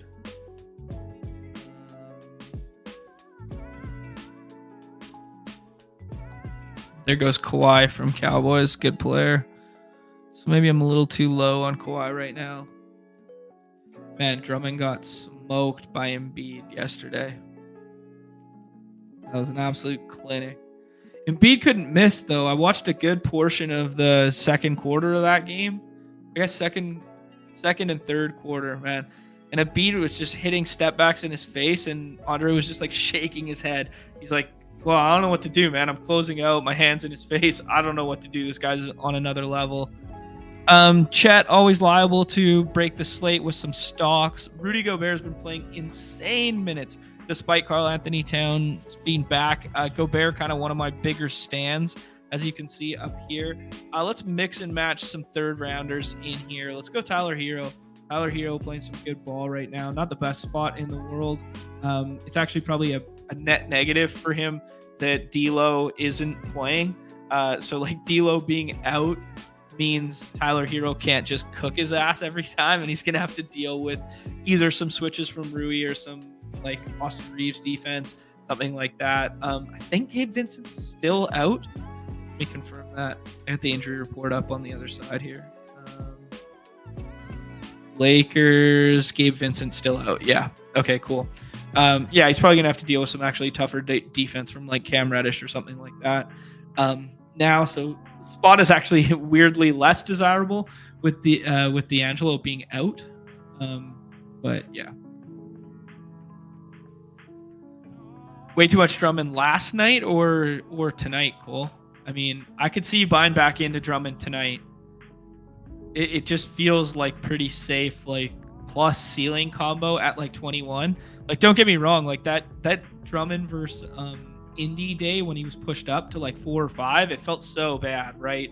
Like it just didn't feel good to do that. And now it's like, okay, this is a more palatable price tag in the 4th round. Like if you match up Andre Drummond's ceiling just like against Brunson or Cade or whatever, like that's 1 for 1. I'd take that. But second night of a back-to-back, kind of scary, I guess, that he sees reduced minutes there.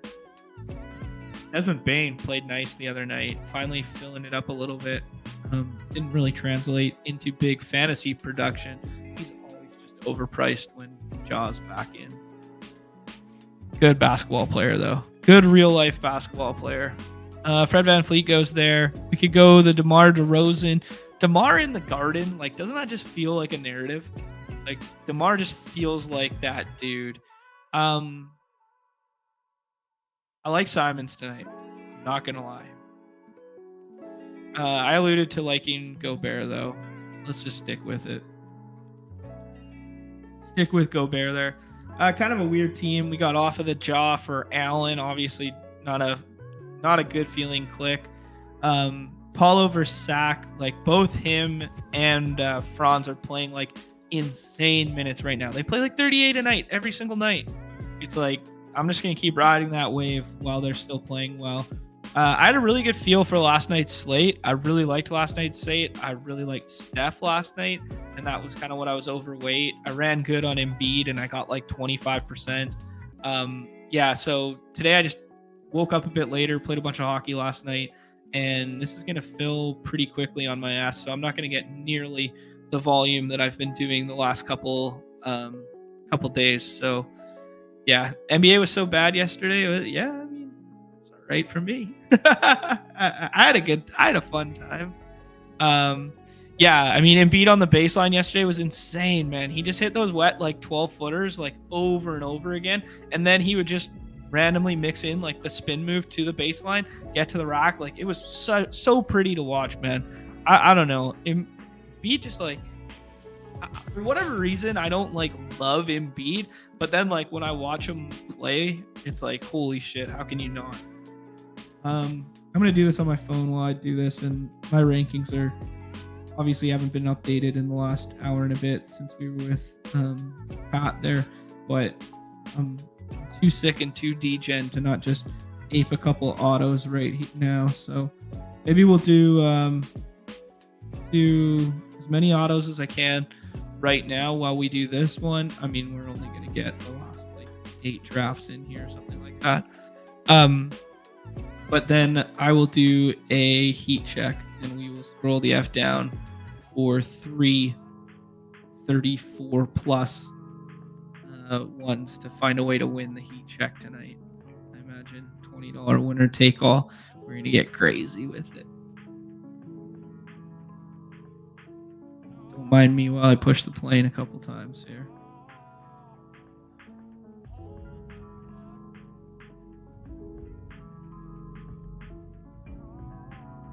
So weird doing like one hoops draft. Like hoops just like a sport you're just like so prone to doing.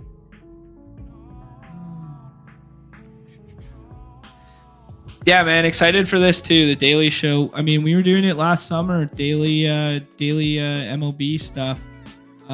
It's the plan. It's the plan. I mean, peek behind the curtain right now. We're still figuring out some scheduling and contract stuff and gonna get that all squared away.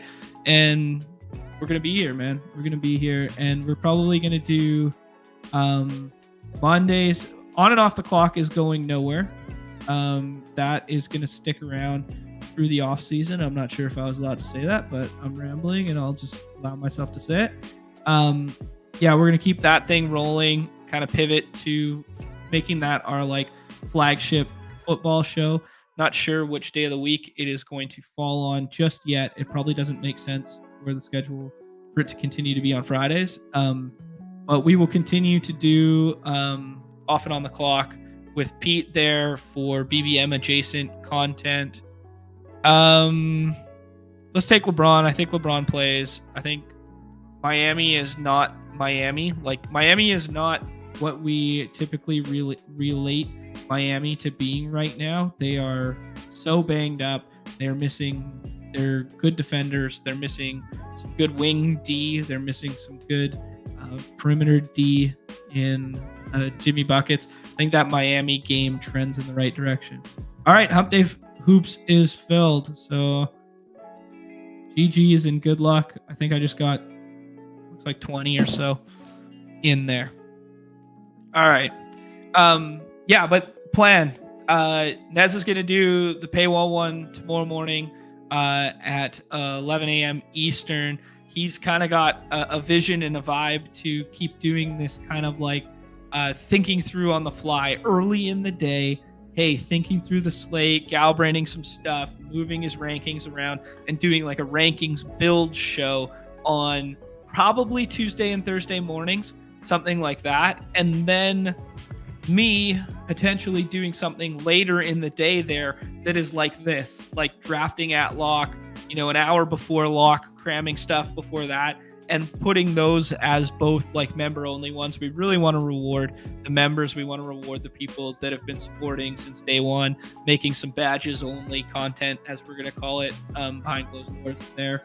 And then Monday, Wednesdays, and Fridays are still going to be, as is, but one of them is going to be directed towards, big board, BBM, be the flagship football one. And then the other ones we'll do some baseball, leading up to it. I did my first bullpen last night after I was doing some talking, couldn't sleep. Yeah, really like where we're headed in the direction for that. And then we will do hoops in all of those shows, Monday, Wednesdays, and Fridays. But just kind of get back to the old vibe that it once was here, where just pick and choose as the slates come at us. Sometimes tomorrow's slate, for instance, like not a great day to run a big show on, but we still want to run something, right? So Nez is just going to do like the rankings in the 2-gamer tomorrow, right? Because it's kind of gross, but yeah, definitely trending in the direction to the dream is one day, to go like, the same way in which Stochastic does it for Redacted site. There's no reason we can't do it for Underdog and do a morning show and then a live before lock style show, all Underdog adjacent, all from players, 4 players, 2 players, blah, blah, blah. So that's the vision. That's the dream. That's where we're aiming towards. And there's no reason we won't get there, guys. So please keep supporting, keep staying around, and, keep building this community, because it's a lot of fun for us and we want to keep doing it. And I hope it helps you guys too, right?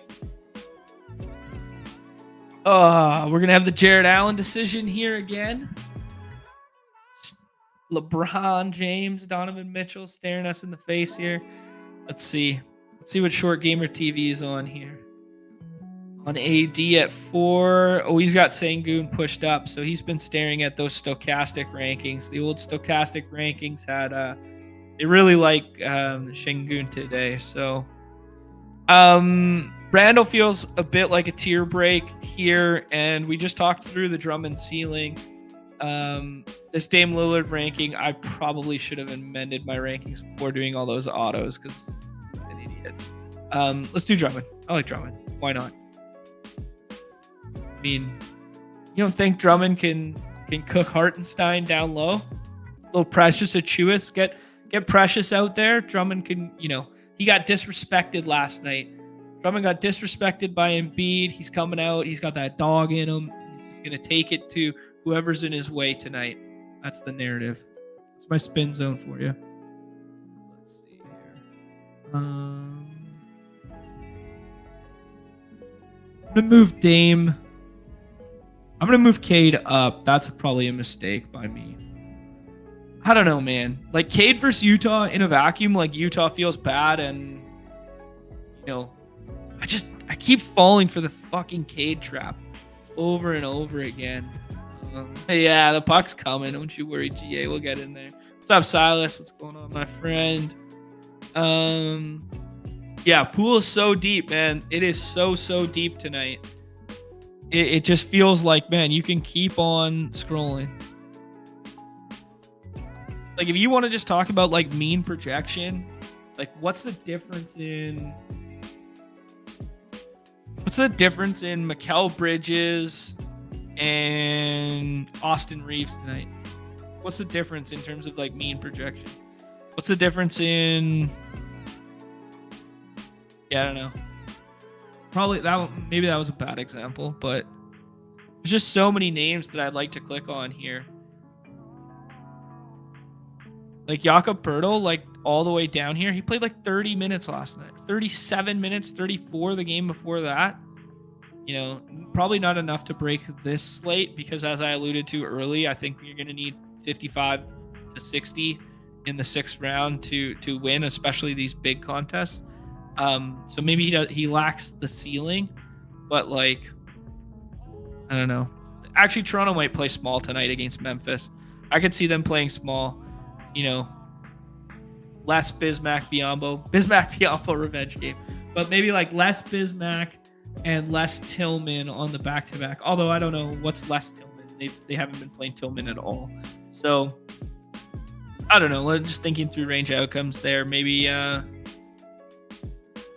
talking myself into a little they play small. Emmanuel quickly back there. I don't know. I'm really intrigued with what the Knicks and the Raptors are going to look like with these new trades.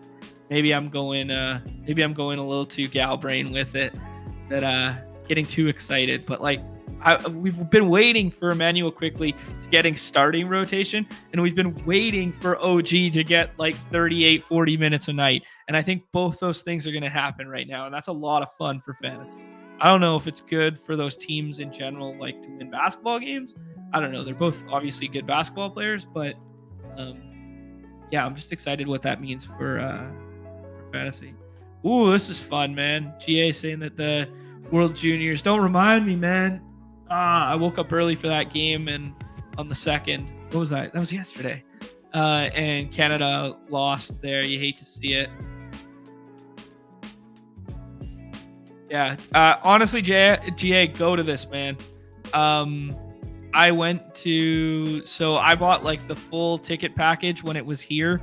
I guess that was 2019, 2020, something like that. Like the year before COVID, something like that. And man, I would go to 2 games a day. I would go watch like, Russia versus Slovakia or like whatever.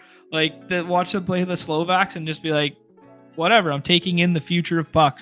It's so fun and so affordable. Like the big games, the big Canada games were expensive, but like, you go watch USA versus Sweden and it was like an obtainable ticket for me. The models don't like Siakam today for whatever reason, but I think we take the ADP slide here, and my eyes are glued to Rudy Gobert and Tyler Hero for whatever reason. I think I'm going to take Siakam and Hero. I really wanted to do some crazy scrolling here. I think Van Fleet's in a good spot. I think Laurie Markkinen's in a good spot. Mr. TD alluding to Nurk. Nurk's hard. Nurk's hard. I mean, I can never get Nurk right, but Nurk without I mean, they got Beal back tonight, but what am I looking for? I'm looking for Suns. Yeah, I mean, like, Nurk's always been a better play without Durant. Clippers are tough on D, especially when they get Kawhi back. That team's kind of like rounding back into form. Good wing side D when they play up to it. Yeah, tough spot for Phoenix tonight, but in a vacuum, I guess Booker and Nurk are underpriced relative to their usage and role without Durant. That being said, I'm not prioritizing them tonight and not getting to it. I just think there's like better games, more fun spots. It's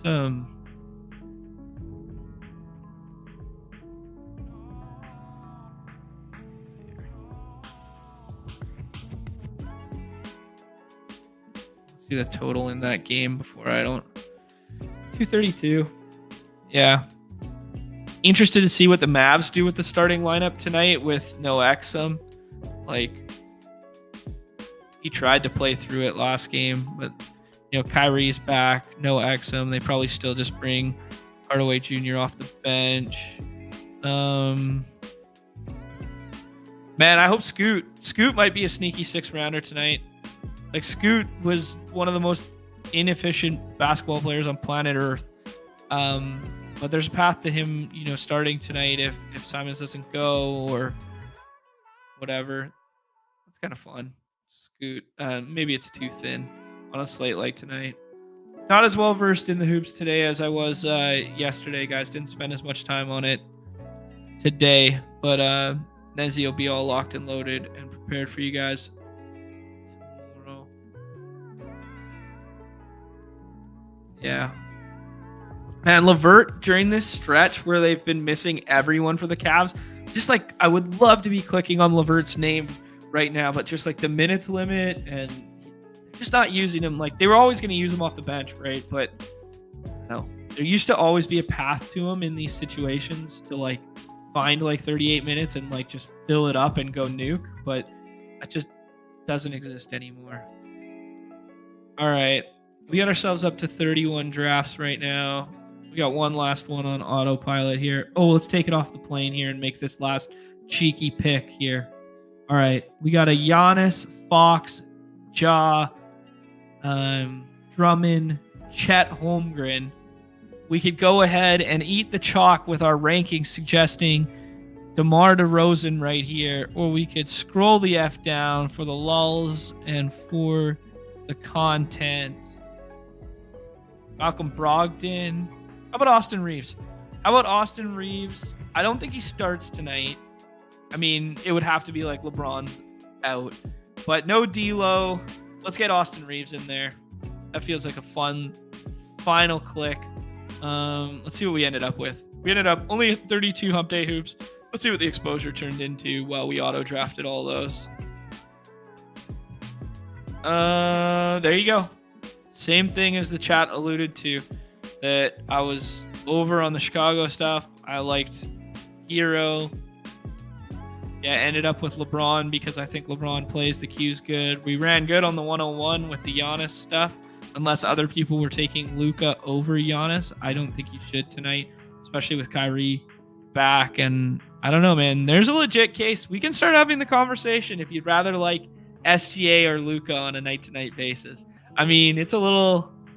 Luka has a ceiling that probably SGA doesn't get to, but if you were just talking like real life basketball right now, I mean, fantasy, maybe it's not close, but I don't know.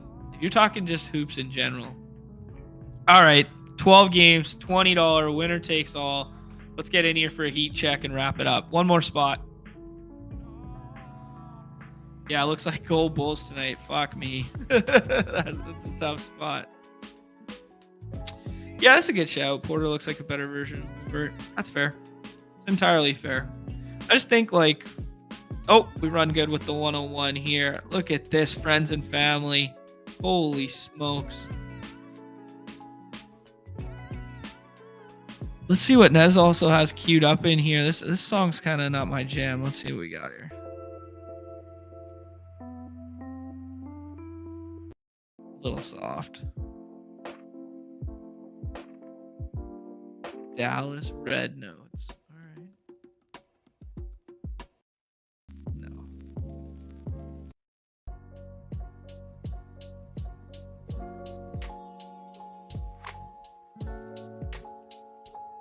Started strong, and then it kind of just like faded off. This one's called Spring Cleaning.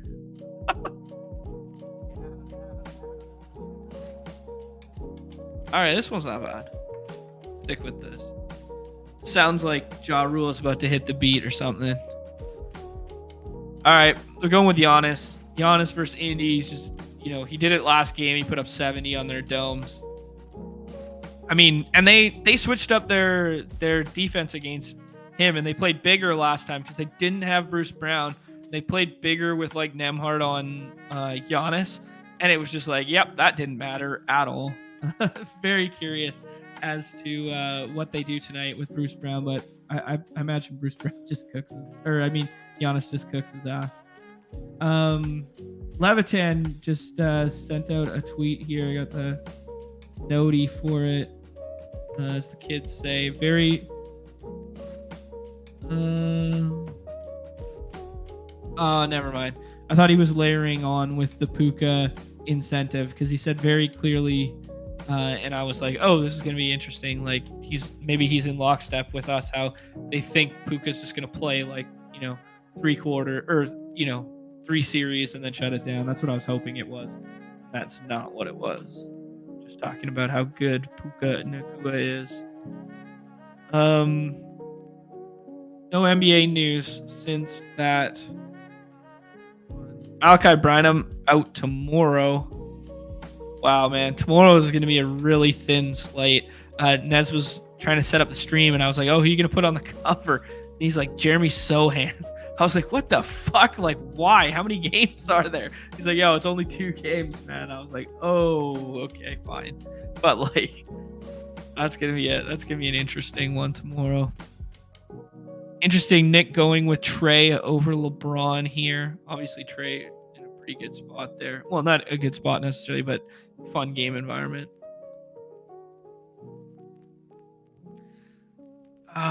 Man, Ja's been battling it, man. If you're box score watching here, I was overweight Ja multiple games now.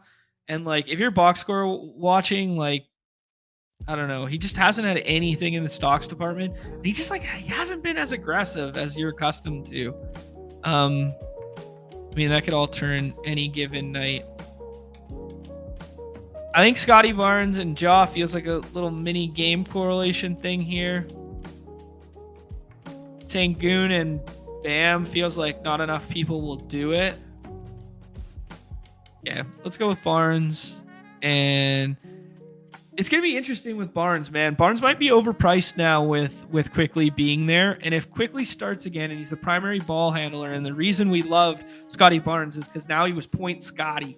There's a path where he's like playing off ball more, and it's not as desirable as it once was. Let's do the Sengun. Let's do it. Let's switch it up here. The models like the Sengun spot a lot more than the Ja spot. Crutches likes Booker there, pushing Booker up. I mean, never a bad decision to get on Booker without Durant. Interested to see what that looks like, though, because this might be the first game or second game all year. There's only 3 games where the big 3 played together for Phoenix there in Durant, Beal, and Booker. And I think this might be the second or third game where it's been just Booker and Beal, because it's primarily just been just Booker and Durant all year long. And then there was a little stretch there. Yeah. As the kids say. Yeah. Yeah. I did. I probably just stopped dead in my tracks there, right? Oh, man. Curious to see here. Okay, Nick's soaking up a little bit of that ADP value. He likes Cade and Randall. Yeah, Cade could bury me tonight because I had him a little bit buried in the rankings, but I haven't adjusted any of my stuff. I mean, surely Stochastic and ETR have both updated projections since my run. Take a peek here for you guys.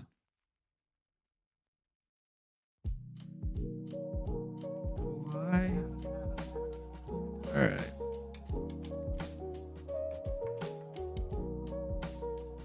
Booker, Barnes. Man, Stochastic still loves Şengün. Like 1, 2, 3, 4, 5, 6, 7, 8. They got him 9th overall in front of Fox. I like the Fox spot better tonight. Orlando's been getting cooked by guards. New flowchart spot. You heard it here first. I mean, they've been missing, Fultz, and they've been rotating Cole Anthony and Suggs and blah, blah, blah, but they've been getting beat. We're going to end up with Drummond again. Why not? Jalen Brunson we could go with.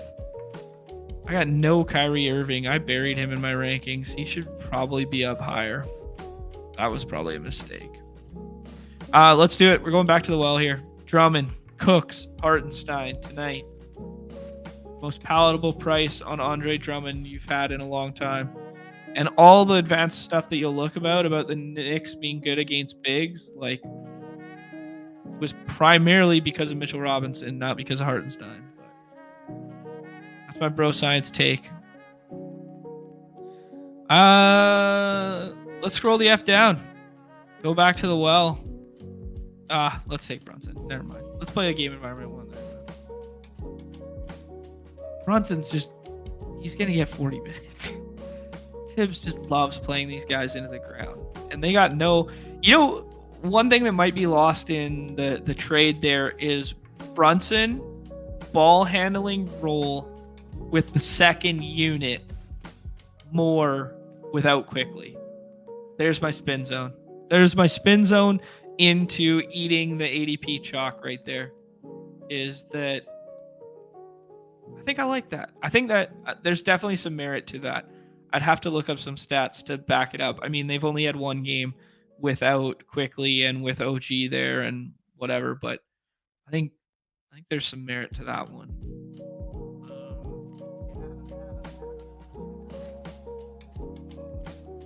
Mitchell Robinson and Malachi Flynn are both out for the Knicks tonight, so nothing crazy there. I don't know. DiVincenzo went nuts the first game that they had without OG. Then OG soaked up a bunch of those minutes in the other one. Let's see what...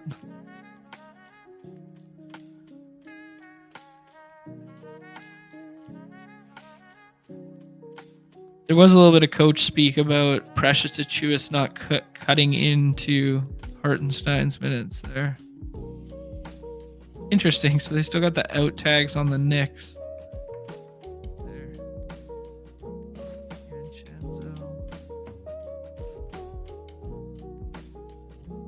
Wait, so OG isn't even available? Did I miss that? That's not on the injury report. So you just can't draft him in here? Because you have 2 quicklies to draft. This is weird, guys. You know this. So there's 2 quicklies, 1 on each team, but there's no OG for the other team? There's just 1 OG. So if you want to play OG tonight, you can't play OG? Bizarre. Huh. All right, Crutch is saying he's scrolling down just for me. Gonna give me one here. I'm excited to see who he picks. He started SGA, Edwards, Devin Booker, Chet, DeJounte Murray. DeJounte Murray is popping in some of the models here. I'm seeing that. They got him projected similar to like Gobert and Kuzma. And let's see how far he scrolls. Tyler Hero at 32 for Rorschach. I like that, man. I like Tyler Hero tonight. Desmond Bain, That's a good scroll. Not a crazy scroll. I mean, it's a decent scroll here. How are we going to diversify this lineup from the rest of the people? Simons doesn't go. Brogdon, the guy you need. Do we like that? You know what? We like Kuzma more. I can't justify taking Malcolm Brogdon like that. It's not terrible, but whatever. All right, 34 minutes of hoops. Get in here. I'll probably do a couple more here. We got a dad tonight that's a 4-gamer. Nice. Maybe that's where I find my volume today. But you could still get in the crossover. How many is crossover max? 25, $10 price point. Is this the top 3 only get paid? Ooh. All right. I'm probably going to get a couple of those in here, but I need the button clicker and I need to figure it out. Oh, scroll down in the 5th there. All right. I respect it. So he's got 235.5s on his team. That's what I respect. I respect that way more in the heat check too. Like in the winner takes all one. I think it's just we get so tethered to ADP, guys. We get so tethered. It's artificial construct. Doesn't matter. There's still some puck stuff out here. 2-game wraparound. Go fill that one up. 10 max on the empty netter. Love it. All right, guys. Long show today. Nez will be with you tomorrow. Shout out again, BBM 4 champion. Love to see it. And big shout out to Pat Kerrane for joining us. Man, that was great. Love when we have the opportunity to hang out with him. So much good insight. And go check out the legendary upside stuff on the playoff contest because we haven't done a ton. Though we may transition Cash Game Pete into playoff Pete on Friday's show there if we cannot convince him to do the GPPs with us for Off It on the Clock. Nez will be with you tomorrow, 11 a.m. Eastern, and then we will be back special time on Friday for Off It on the Clock. It's at 1:30 p.m. Eastern. Sorry to switch that up on everyone, but Cardi's schedule for Pete instead of doing whatever, nobody cares. The block party being switched up for week 18 led to that one. All right, appreciate you guys hanging in. Do us a favor, hit that like, hit that subscribe, that notification. Not playing on Platform of the People, aka Underdog Fantasy. Use promo code MLB at sign up. Appreciate you guys. Everybody's favorite time of the show. The end. Peace.